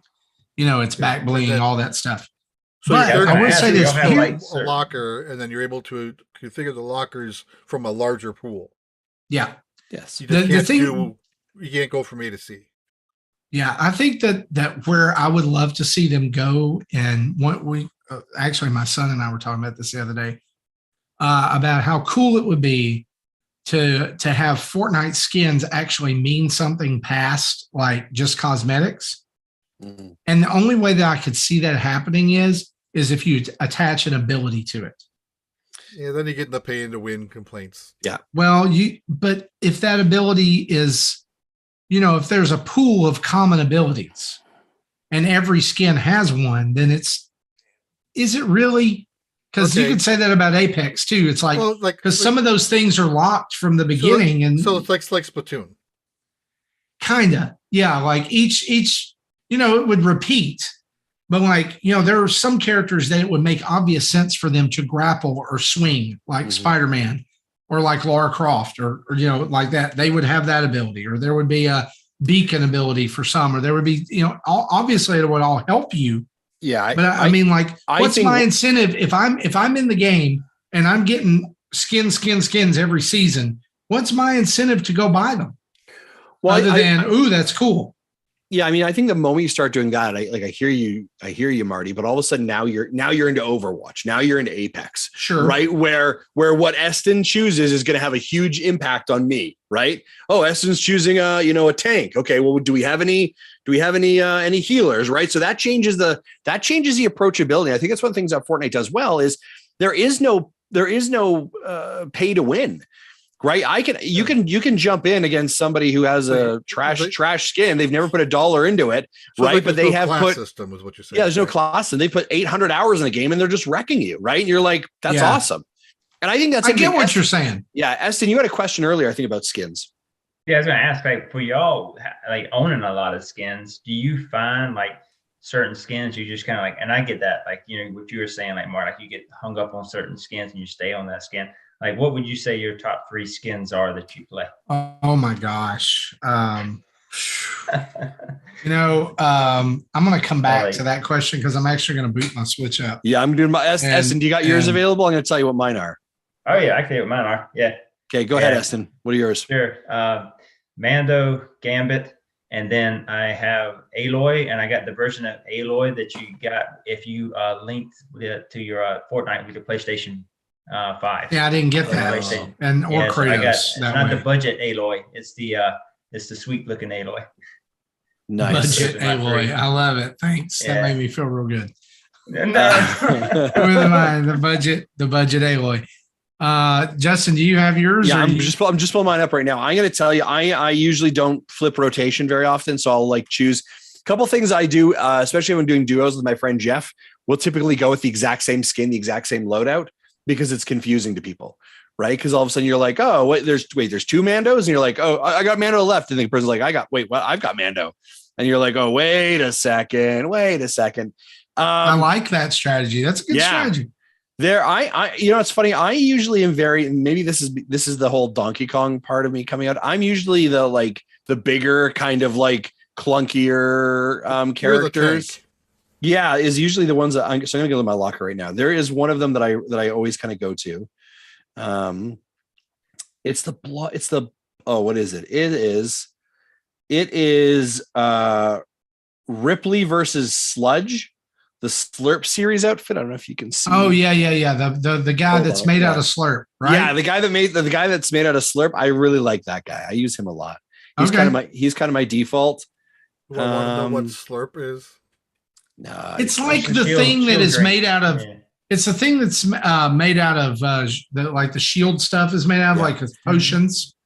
He's like a living. Oh, the moonshine. Yeah, Agent Peely in the tweed suit. Is one of mine as well. I very much enjoy that guy. That sounds like a children's book. Yeah, get out of here. Agent Peely in the tweed suit. Okay, so I'm going to go back here. I'm going to tell you that one of my favorites for sure is Dr. Doom from Chapter 2, Season 4. Because if you got him to a certain level, he got this really sweet, not the green cloak, but it was white and gold. And he just and Dr. Doom is one of these that very few Fortnite skins have this. They have a secret emote that you can only do if you win. And it's if you win the game, you can emote and have him sit down on his throne. Nice. So yeah. I actually have ones I use for winter, specifically Sergeant Winter, where it's like that super buff Santa Claus. It looks like he's going to kill you. And I also have Snowman. He's got a tats all down his arm. And stuff yeah. Those ones I go to. The other one that I really like from the recent season is Lieutenant John Lama. That's he's cool. That's pretty good. My other two would be there's a version of Fish Stick where he's like a gummy candy that was out a little bit ago. I love that one. And I'll be honest with you, Spider-Man from this, recently, I always was like, why is Spider-Man not in the game? Why have they done all these Marvel characters and there's no Spider-Man? Right. And then not only did they do that, but if you went far enough, you got the black suit and then you got the Future Foundation suit as well. So I have all of those, and those. Yeah, I did get all the Spider-Mans on that season. I went all in and got all the way. Did you? They're Spider-Man. so good. Yeah. And the Mando skin is great too. Oh yeah. Yeah. I do love that there are certain skins that are not tied to like an IP. It's a Fortnite exclusive IP, and I love that they've been able to invest in a world, right? And make you care about some of those. So I'm in the eShop right now and I'm looking at this Obi-Wan Kenobi skin. Yeah, it's pretty cool. And I have enough V-Bucks for it. Yeah, it's oh my gosh, it's pretty sweet. All right, we need to not be having this conversation anymore. Let's go. Let's get off here. Justin, anything else you've been playing? Yeah, Eston, anything else? No, I won't eat any more time up. Yeah, definitely. I got to respect y'all's time. Go ahead. Justin, what have you been playing? Nothing. Really? To be very honest with you, yeah, the last couple of days. And I really haven't been. Just a little bit of Apex and Fortnite, so nothing new to start there. But I have a craving to get into some like a good, like I'm gonna be honest with you, yes, and I'm looking at maybe going back and playing some Xenoblade, and I don't know why, but I have this like deep craving to start, and then I'm like, but I know that I have Xenoblade 3 coming in less than 60 days and Live Alive. So I don't know. I have some real problems right now. I really don't see you playing Live Alive. I got it pre-ordered. Do you really? Yeah, and it's like on my birthday. It's coming out. Okay. Way to hate. Well, it's just that's not your typical genre. I of know, games. but there's something about it. I have this deep itch for some like JRPG games. I don't know what's wrong with me. Embrace it. I think you're fine. Yeah. Out the door. Go for it. Right? He's like, yeah, that's fine. Let's make it happen. What else you got going on there, Marty? Well, I was going to throw it over to Jesse and see what he's been playing. Okay, so I'll start with what I've been continuing. I got a little bit further into Final Fantasy III, the Pixel Remaster. Where I thought I was going to a town of frogs and I had to turn into frogs to talk to them. That wasn't the case. The frogs are still just frogs, but there was a point where there's a hole in the ground where I had to turn into a frog to dive underwater through the hole to get to the next area. But once I get to the other side, I can unfrog and be normal. I didn't have to play the whole dungeon as a frog like I did as a mini earlier in the game. So I'm still like 6 to 7 hours in. Either the game is a lot shorter than I thought it was going to be because I got like 3 crystals already, or they're going to throw like what they did with Final Fantasy IV and, oh, you got 4 more crystals you need to do. Like, what? I thought that was only 4. I have never gotten this far into this game before. Everything at this point is new, so I don't know what's going on. It's not like replaying 1, 2, or 4, where I've played them a bunch of times. So this is all new to me. So I'm still fighting, not fighting, but I'm still working my way through that. Played a little bit more of Nonogram Minimal. This one I'm playing like when I play Jupiter games, I usually do it with some hints on just to get them through faster. But this one I'm playing with all hints off they have a star ranking, so I get all 3 stars if I play with no hints. So I think I'm into the 25 by 25s puzzles. So, and they're taking like an hour for 70 minutes to solve, and I find myself having to reset 3 or 4 times usually because I make one mistake and have to blow it up and start over. So it's taken me a while to get through this one. And then as the new game I played, as I hinted at last week, Regular Factory Escape Room, which is the third escape room from, I think it's MC2 Games. I don't 100% remember the developer, but I like their escape rooms, and I've live streamed most of them. I did live stream this one, not in entirety, but still it was almost 3 hours of streaming. And then I did need to hit a walkthrough to figure out a few puzzles where I was stuck. But like after I stopped streaming, I finished the game. It was like another half hour after that. And just like the previous two games, the ending kind of is quick, but goes dark really fast. So I kind of like their twists at the end. But this one I kind of saw coming. But so if you like escape room games, check these out. That's awesome. So I want to talk about Actraiser Renaissance, which is a game that came out, I believe it was last year. Yeah. On Switch, and I picked it up because I loved Actraiser when it was on Super Nintendo, and I played the first act of the first area and got to the like town building sim part, and then inevitably, like it always does, something else came along. And so with Switch, back in March, adding the folder ability, I made one called Backlog. And so I started putting games in my backlog, and I had a racing game at the start of that called 80s Overdrive that I was playing, and I just kept playing it, and it just kept making me mad and making me mad and making me mad. So I did a Jesse, and I deleted it. Yay! And said, I don't play games to get mad and get frustrated and walk away. So the next game on the list, because I alphabetized it, was Actraiser Renaissance. So I said, I'm gonna give it a go again. And I got sucked into it for like an entire week and a half. It's all I played. And I beat it over the weekend and loved it. So good. There's a lot of things that you can look at and go, okay, this is wrong with it. There's a few frame rate issues and everything, but it's a really interesting story. If you're not familiar with Actraiser, you play as a forgotten god they call the Lord of Light, and you play as an angel serving the Lord of Light, who you maneuver around a map. It's top-down kind of perspective, and you help build these civilizations kind of build back and become thriving again. Each area has a different problem.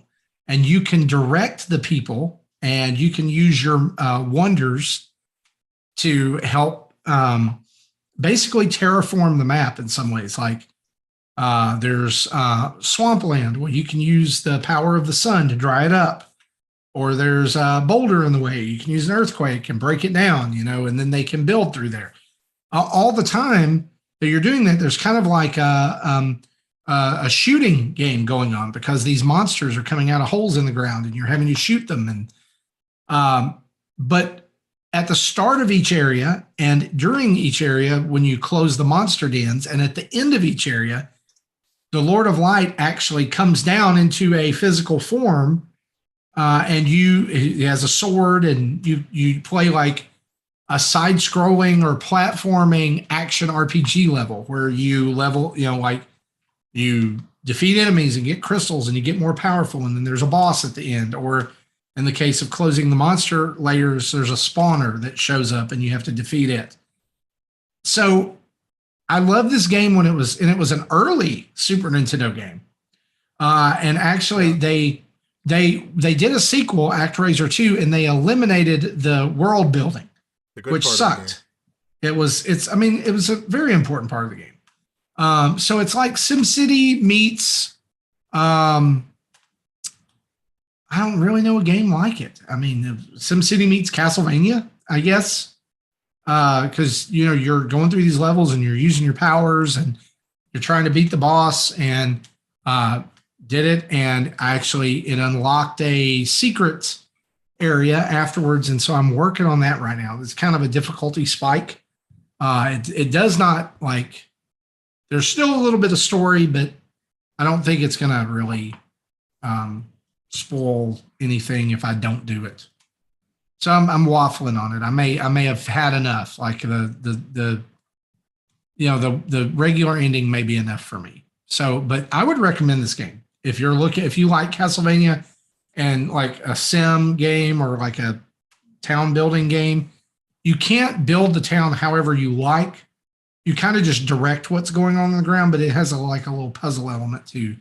while you're trying to figure it out. And one of the things that you do occasionally is you call down lightning on your people.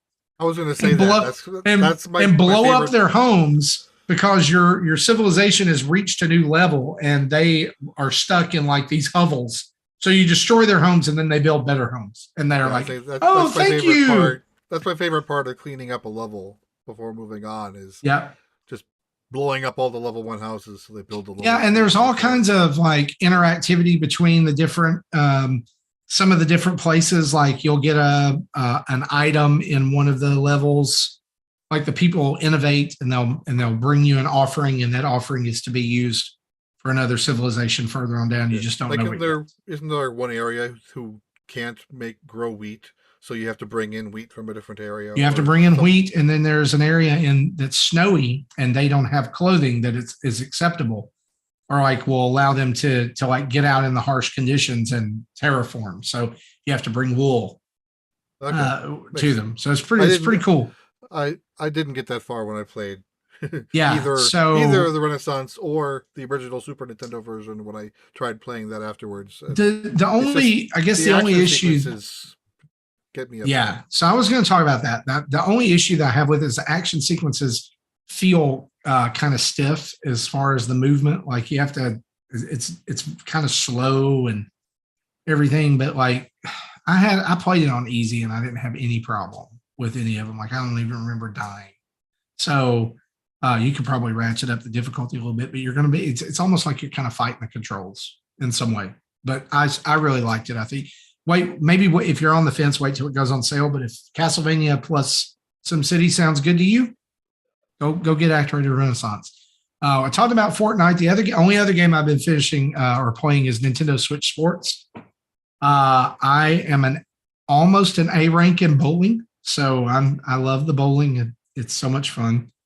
But that's also where I get the most points to help unlock everything. And I have this really unhealthy obsession with unlocking all the stuff on the cards. So Thursdays are when the new cards come up. Like once a week, you get a new card, and it's on Thursday. And so I'm working. I've already gotten 5 out of the 12 items from this week's card. And I just want to be done. Like I just want to get it done and finish it. I don't really use any of the items, but I feel like if I don't get them, then I'm going to get left behind. I don't think that's a healthy mental state to be in. And it's not. And I acknowledge that. So I just, what I've taken to doing is just grinding through several bowling games, sitting down and not really caring how I do. It's like, as long as I make the semifinals and don't go backwards in my rank, I get some points and I go to the next game. So don't judge me, Jesse. Are you playing against a computer? Judging. It was just are you playing against other people? I am. So like I'll catch a few games during my lunch hour here at the office and stuff. So yeah.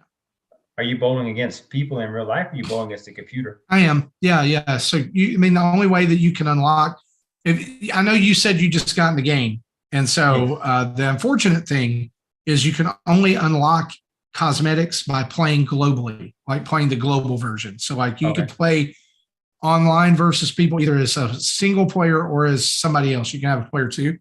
But having a player too doesn't mean that they unlock anything or doesn't make you go any faster. You get the same amount of points. And the cool thing is once you do level up, like I have, like I said, I almost A rank, you get more points. But bowling is the one that I find gives more points because like you get 30 points for playing a game. Then I get an extra points multiplier for rank. And then you get a multiplier for doing strikes, and then 3 strikes and 5 strikes. And if you win the game, there's been games where it takes 100 points to unlock an item. And there's been games where I've gotten over 100 points just because I was able to do it. And once you get where I am, like really starting around D rank, middle of E rank, because at first you're playing and you're not ranked. And then eventually it says you can go pro, you can get ranked. And around the middle of E rank, you start seeing these hazard lanes show up more often. So they have like flippers that go back and forth, or conveyor belts, or pistons that pop up, or holes in the lane. It's just, and so it's a lot of fun to because there's a hazard bowling or a challenge bowling option. Yeah, kind of. Like, there's an option you can play this like single player offline, but playing it online is even better because the difficulty is adjusting as you go. So some people are playing on a harder version of Lane than you. Some people are a lighter version, or maybe you're the beginner because you need help, or whatever. So it's really interesting. I'm really enjoying the online mode for that. It sticks in my craw. The only way you can unlock this stuff is online. It's like there's zero progression offline, which sucks. They needed to have changed that. I was hoping like a month in almost now an update would come and would fix that, but it didn't. It didn't. So, but I'm still going to do it, and I'm still going to slavishly plug away at the card every week so I don't miss an item. Because eventually they said that there's going to be like outfits where you can dress up like a hamburger or a robot, and I'm in for that. Yep. Didn't they say eventually they're going to add golf too? Yeah, and eventually they'll have golf, and I won't play that, just like I don't play soccer. Okay. I did try soccer, and it was just wasn't my thing. But anyway, let's move on and turn on the community spotlight, shall we?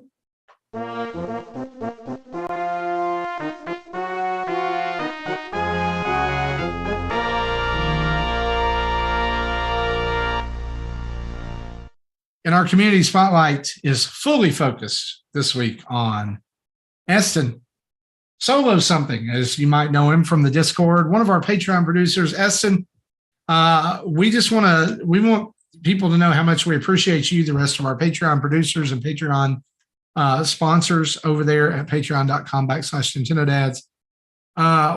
If you want, is there a topic that you have that you'd love to talk about, bring up, anything? Or maybe you want to tell people how they can find you and interact with you, because you are legit. Like, you're a legitimately awesome dude. Appreciate that. And I have to say, I said this last time you were on the show, super props, because Eston was the guy who helped me know when my pre-order for the Switch OLED needed to be in at GameStop, who helped me get Metroid Dread Special Edition, who helped me get Metroid Dread Amiibos.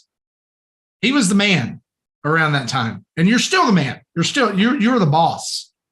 So, is there anything topic, or you want to tell us how we can interact with you? This is your time. Yeah, sure. I mean, I'm actually joined Twitter recently, and so I'm actually on Twitter. Yeah, Solo Something, and so I'm on there. So I'm actually now into that, and see how that goes. And so I'm in the Discord. Yeah, a lot of people joke at me and they say like, yeah, like you're on Twitter now, you're on Discord. They're like, you've been on these like the different, like some of the podcast stuff like that. So they're asking me like, when am I going to finally start streaming it for a change? And so I'm still haven't started getting into that yet. But yeah, that's kind of really hard to, like, if you want to reach out and get a hold of me. I mean, the quickest way to get a hold of me, as like I say, is probably in the Discords that I'm in. Of course, I'm in the Nintendo Dads Discord. But and as far as topics, I mean, I don't really have it. I didn't come really like with any kind of burning topic. I was just excited to be back on the show.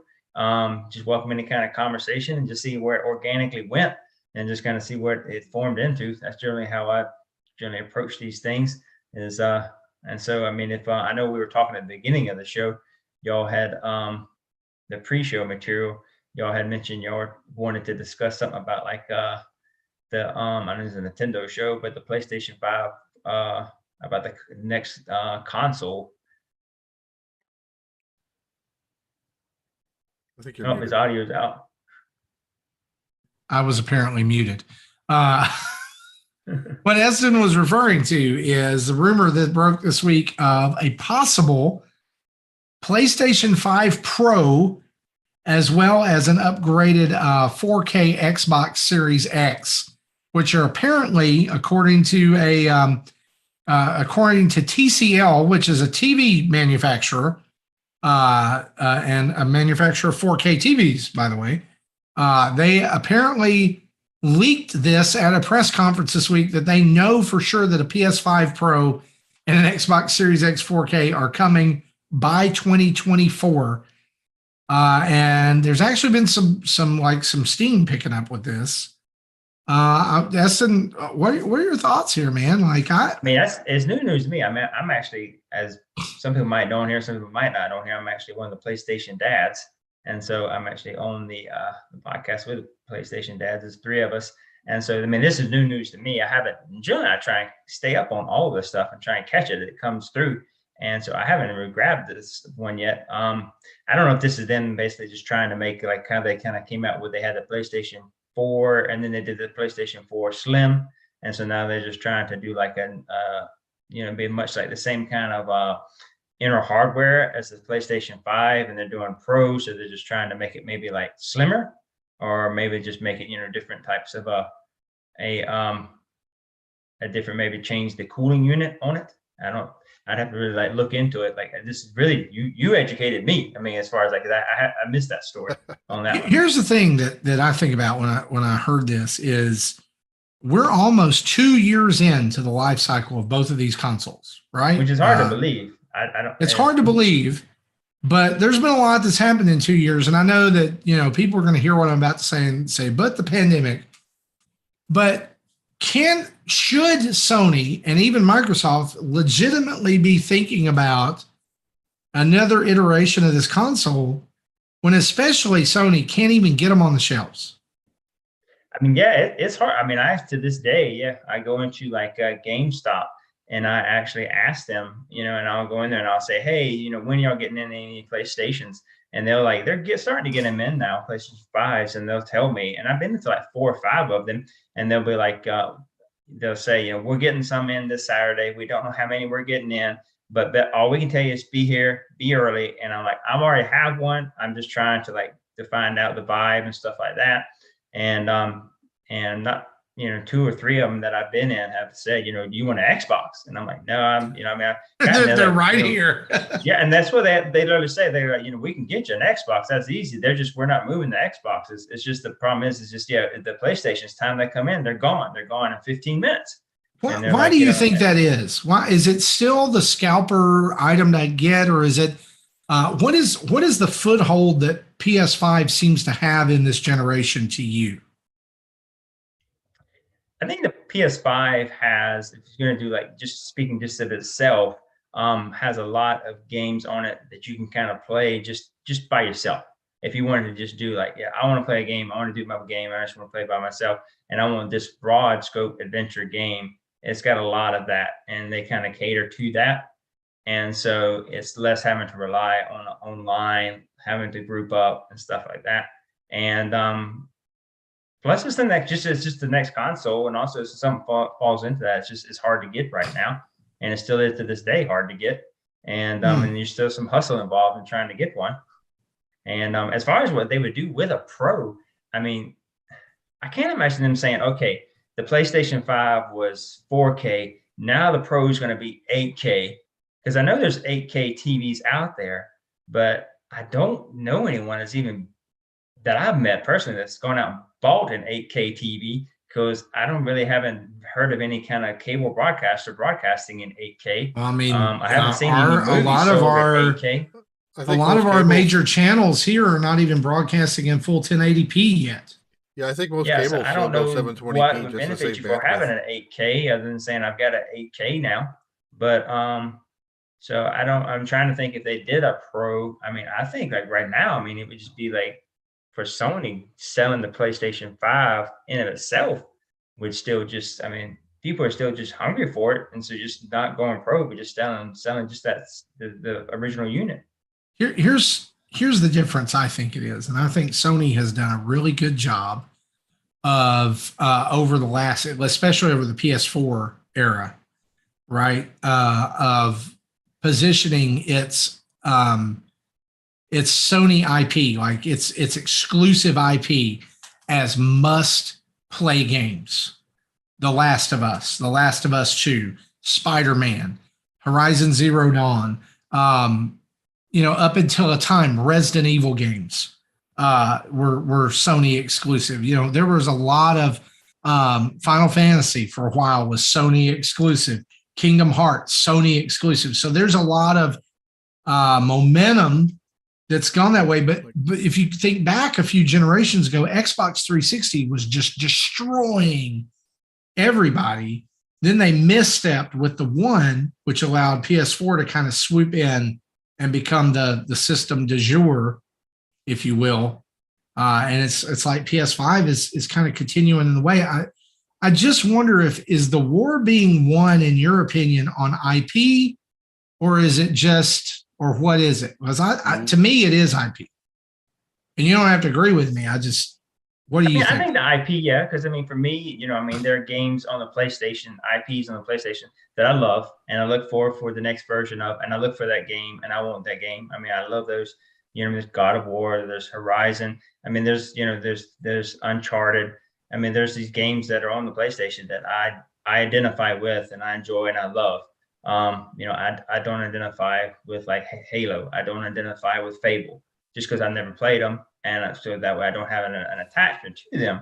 And then I know Sony. I mean, I know that this week they were talking, and I saw them saying that they were looking to that they were not done acquiring other companies or joining up with other companies because they were looking to spread their portfolio to start offering their games on PCs with a forecast year as far as when they're going to start offering some of their IPs actually on the PCs. You can start playing some of their games on PC. So they're trying to get more into the foray as far as spreading their ecosystem. So it's not just here's your console and you're stuck on the console.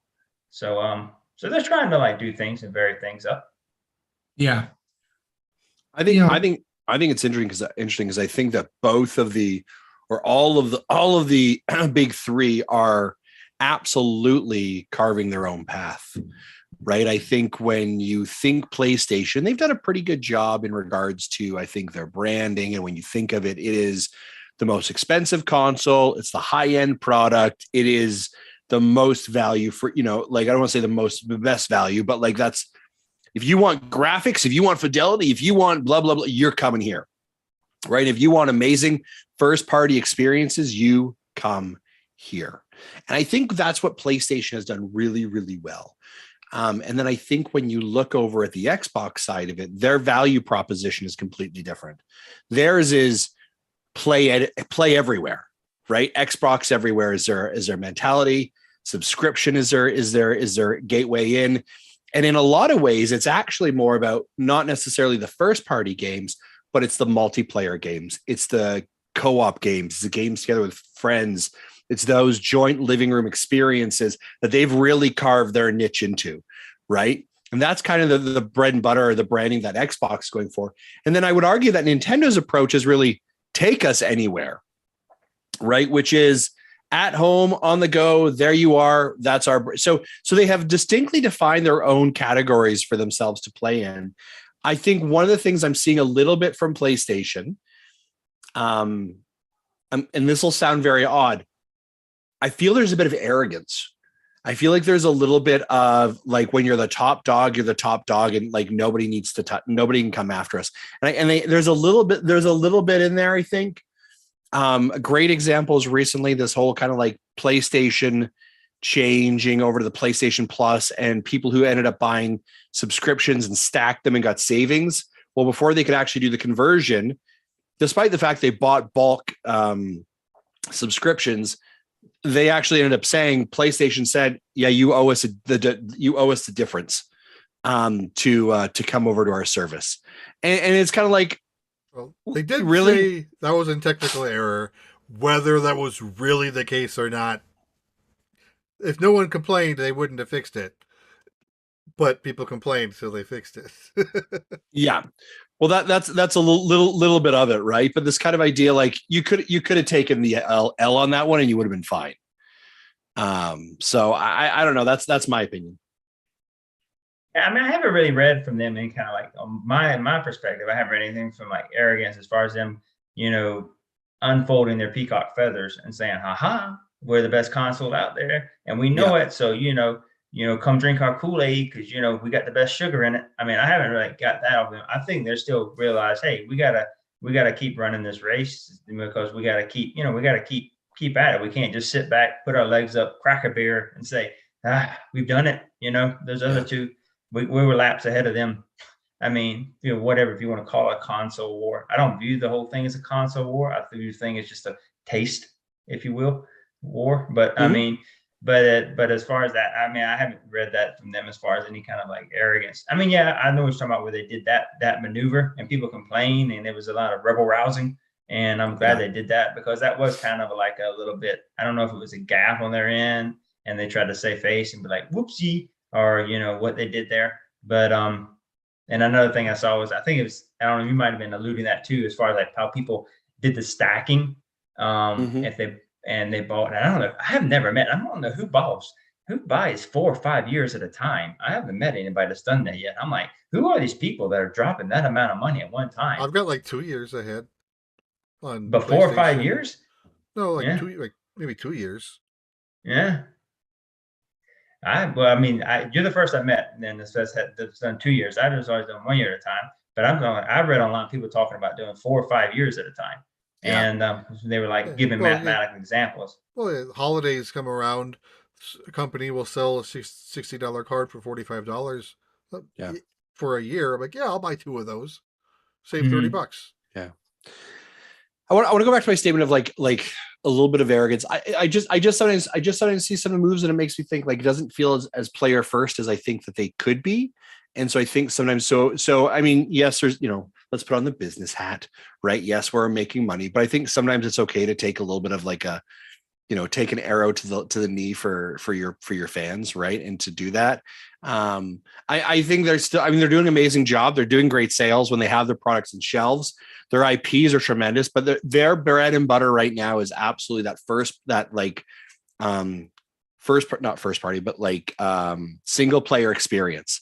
They do so well at that, right? Whether it's Death Stranding, whether it's Last of Us, whether it's God of War, some amazing content comes out of them. And I think they're revolutionizing and moving the industry forward. But I just sometimes it doesn't feel as player friendly as sometimes I think that they could be. So I think that's weird because I kind of felt that differently from like Xbox, because I felt like with Phil and them being the Microsoft, I've always kind of felt like Microsoft, because they have such a powerful entity. I've always viewed them as kind of being like, the rich man on the hill. And so it's been like, I can do this and I can do that and I can do this because, and I can entertain it. If my fans complain, it's kind of, I viewed that more like Xbox in a way. But that's a good observation though too. I like that. I think that Sony, one of the key missteps that they've made over the last few years is kind of not being as consumer friendly as Microsoft and Nintendo have appeared. And whether that's a business, purely a business decision on Microsoft and Nintendo's part to like, let's look buddy and let's share Cuphead and Banjo and all kinds of stuff. But I think it really came to a head with the whole, we're not going to do crossplay with Fortnite. Fortnite. We're going to take our ball and go home. And I think that could, in the long run, hurt Sony if they choose to fall into that. I think that it's easy for them to get comfortable. But from what I've also seen is that it seems to be that Sony's hurting for a little bit of money recently. That maybe things aren't as good as everybody thinks they are, especially with the fact that so much of their money is probably tied up in producing PS5s that they can't get into people's hands. To me, going back to this issue, is like the only other rumor that I've heard about it is that they might be looking at a way to bypass the need for the semiconductors that are short, or have been short. That's true. Good observation. And in that case, it would be more of like a PS5 Slim or a PS5 Lite or whatever. To me, that makes more sense. Like I read an article today that says they look to be moving on from the PlayStation 4 by 2025. Y'all, that's 3 years from now. Typically by now, second, maybe third year of a console life cycle, it's you're getting to a point where they're moving on, right? They've already moved on, but they can't. They just can't Nintendo, shake. you cut the old one off as soon as the new one launches. Or as soon as it's really successful, right? Well, like the Wii U was dead March 4th. Yeah. Absolutely. Well, we're going to move into before we move on, yeah, I want to cycle back to that original. What spawned that conversation? That keynote that hinted that there might be something in 2023. I don't think that they know anything. I think this just speculation. That, what was the gap between PS4 and PS4 Pro? 3 years. What's the 3-year gap between 20 and what? It's 2023. So I think they're just forward thinking because they want people to buy higher end TVs. Yeah, I don't think there's any meat behind that at all. I can't imagine they come out with a new console that fast. So. They just want to be sure you're buying new TVs. So, I mean, what's the easy way to do that? Oh, man, PS5 Pro, it's coming. It's going to be a lot better. You're going to want that 8K. A bigger hard drive size. That's the only thing, because that was the one thing that I was kind of puzzled by when they did the PS5 is they built this awesome machine, but then they gave you like an itty bitty hard drive on it. And so everybody had to pretty much get that heat sink internal drive. Because the storage chips are soldered on the main board and not user serviceable. And so, they're fast, but they're expensive. And if you want to double the storage, that's expensive. Yeah. Oh, yeah. But I mean, that was the only thing I think if they can offer a bigger hard drive size to it. That would be the big Pro would be the bigger hard drive, maybe. So that way you're gonna have to have an external hard drive. That's the only thing I think of. I think M2 costs are going down a bit. Here. So, but like if they do a Pro, my guess is they won't have soldered on board. They'll give you they'll pre-install an M2 card. And then have like a second slot so you can add more if you need it. And then, which means you can, if you don't like the 1 terabyte that they give you and you want to take it out and slap in 2 2s, you now have 4. And then you can spend as much money as you want on upgrading the storage. Sure. And they want you to spend that money, right? Especially if it's proprietary storage media. Well, in this case, it's not. It's them too. Well, I know, but knowing Sony, they'll find a way. I mean, you remember the Sony memory stick, right? Oh, everybody else is over here using SD and micro SD eventually, and Sony's like, buy our memory stick. Oh, yeah. I had the PSP for a bit. I had the Vita for a bit. And, that was the storage cost just as much, if not more, for a decent amount than the system to start with. Did y'all have a PS4? Did y'all take out the hard drive out of y'all's PS4 and put in a better one? Yeah, I did not. Toshiba and put in the Toshiba hard drive and put in mine. I put in a 2 terabyte hard drive. Yeah, it was a Samsung or Toshiba. I mean, I put a new hard drive in mine. Yeah, upgrade that bad boy. Yeah, thanks for talking about that. Yeah, as my youngest son has my PS4 I appreciate now. That. Absolutely, and man, I'll end it by saying I really hope that they don't go for another iteration of it, because it was hard enough to get a PS5 to begin with. Yeah, and I didn't have the Pro. I didn't have a PS4 Pro. I just had the original, and just can't imagine what they couldn't do with a PS5 that they need to do with a Pro. But anyway, turning our eyes further on the community spotlight, let's talk about the Nintendo Dads family of podcasts. Game Pass News has dropped episode 54, Game Pass Indie Killer. They talk about Fall Guys on the Xbox. Is Xbox Game Pass hurting indie games? Is PlayStation Plus the Game Pass killer? And, of course, This Week in Game Pass. You can find them on your favorite podcast app by heading to and searching Game Pass News. Dads After Dark is at a huge milestone this week, episode 100, called 100. They've got way to go, guys. 100. They've got 100 games and trivia with Hambo Johnny and Bob Cousy, The Gauntlet, a special Manscaped promo, John Loves Darkest Dungeon, and Is It a Game or Porn? You can find them on your favorite podcast feed. Search Dads After Dark. Retro Logic comes in with episode 80. Mario versus Donkey Kong turns 18. Our favorite puzzle platform games, and also Retro Groove episode 24 is now available. High Five, top 5 non-rock musical instruments in rock music. You can find more about them over at retrologic.games. For our questions from the community this week, just one. We remind you, we want you to send in your questions, your comments, your rants, whatever. We'll react to them right here on the show. But from our chat, this question comes from Stephen M. And I love this question. He says, what are the Nintendo dads doing to celebrate Memorial Day weekend? Eston, we'll start with you. What you doing this weekend? How you going to celebrate? Sure. I actually, as of today, I'm off until next Wednesday. And yes. So the family, we're actually leaving town tomorrow and going to stay in a hotel on the beach and taking my son to some of the actual attractions he likes to do. Like they got, my wife is a little bit almost like an addict at the little machine and Dave and Buster's. You can kind of get the Wizard of Oz cards and stuff like that. So we're going to like Dave and Buster's. I'm going to see Pirate Voyage, like dinner show. And going to take my son to a magic show, got front row seats. And sometimes they call up people out of the audience to come up on stage. So we're hoping they call on him to come up and be part of the magic show.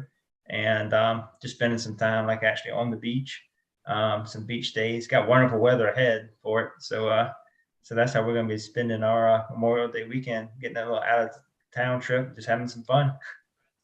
Awesome. Jesse, what about you? I'm not doing anything special. You know, my wife's going out of town for an SCA event like she does every Memorial Day weekend. If the site doesn't flood, I don't think it's going to flood this time. But so she'll be leaving tomorrow afternoon and coming back Sunday night, and then she plans on working Monday just because she gets time and a half. Whereas I am planning on taking the Monday off because I'm salaried. I don't get time and a half if I work, so I'm just taking the day off. So my plan is to hopefully get some Kirby time in. I haven't had a chance to launch that game yet. Forgotten World? Yeah. Okay. Yeah, nice. Yeah, you need to check that out. I actually think you might like it.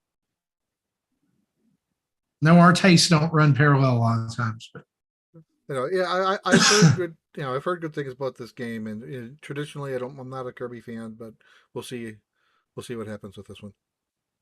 Awesome.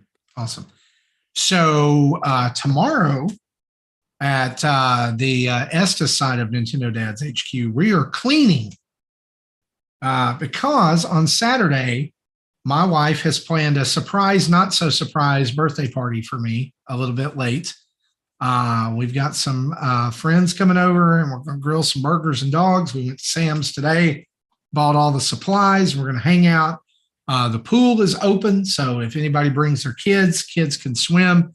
We've got a nice gazebo outside where we've got a fire pit. And we're going to sit by that and hang out and just have a really good time, have some music playing, just relax.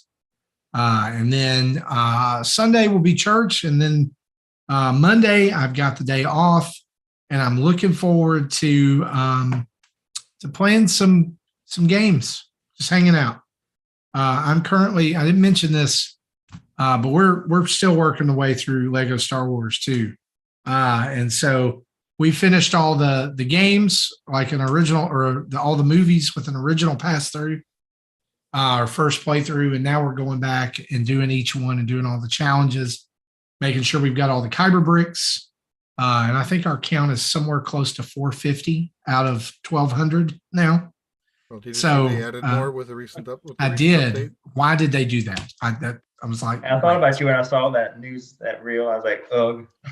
If every time they release DLC packs, they're going to put in more Kyber bricks, I don't know if I can. Goalpost.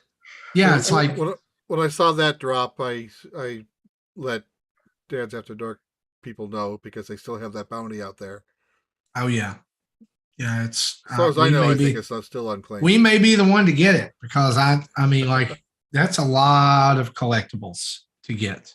So, and here's the thing, 1,200 Kyber bricks is not even 100%. Okay, because like then you've got to unlock all the characters. You have to, if you've unlocked them, then you have to pay for them to get them. All right. And one of the things that they've also added, and I love this, I thought this was a really cool idea. Do you pay So for them with there's- studs, or do you pay for them? Yeah, you pay for them with studs. So Okay. there's obviously space battle scenes, right, in this game. Yeah. One of the things that they've added are capital ship battle scenes where like a giant ship from the Star Wars universe shows up at one of those planets and you have to battle your way into it to take it down. And then it's unlocked and you can actually buy it. So Oh, wow. the other day we're like in this planet and we are in orbit of this planet. And we've just done a mission like delivering something to some pilot. And all of a sudden the Rebel fleet capital ship that was piloted by the Mon Calamari, it jumps into our space and all the cannons turn on us and start shooting. It was like defeat whatever the name of the ship is, the home or something like that, the homeland, and I was like, what the crap, man, it just showed up. And so you do all the stuff to like it has a life bar. And like, so you do all the stuff to like get the life bar down, and then the dock on the side opens up and you fly in, and now you're inside.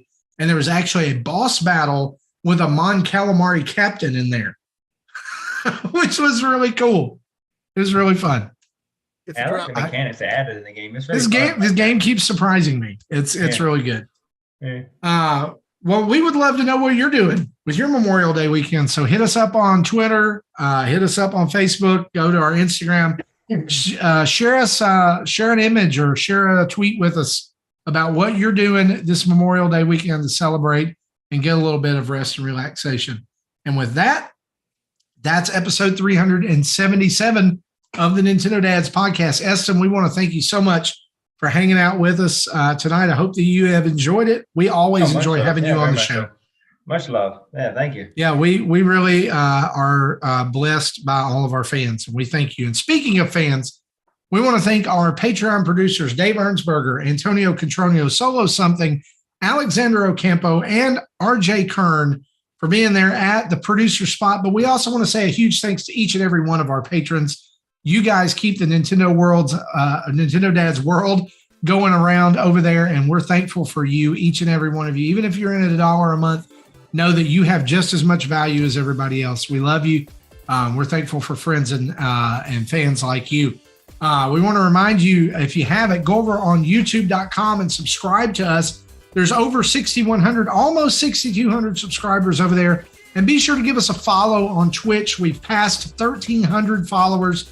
And we want to say a huge thanks also to our 34 Twitch subscribers who also get access to our Discord community and activities. You can do that too by using your Twitch Prime, Amazon Twitch, whatever subscription, Twitch Prime. You subscribe to us that way, throw us a sub, you get access to Discord community and activities. Remember, you can get 20% off your Manscaped order and free shipping with the code NINDADS. That's NINDADS. It also unlocks some goodies over on Goodr, GOODR.com, where you can get some of the freshest sunglasses on the internet for cheap, and they're awesome. Be sure to check us out at nintendodads.org for all of our YouTube videos, tweets, podcast episodes, social media, Patreon page, and a link for merch. You can find us in most places by typing in our name. Just type in Nintendo Dads. Boom. There we are. Email us at nintendodads@gmail.com or call in and leave a voicemail at 929-25-NDADS. That's 929-256-3237.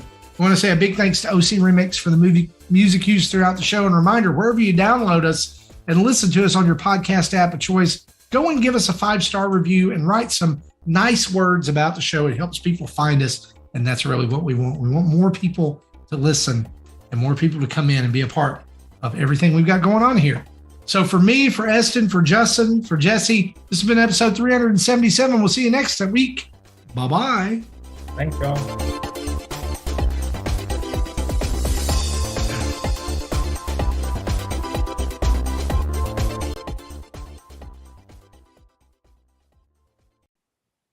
Thank you for listening to Nintendo Dads. Wobble Puffet? Wobble Buffet? Wobble Buffett.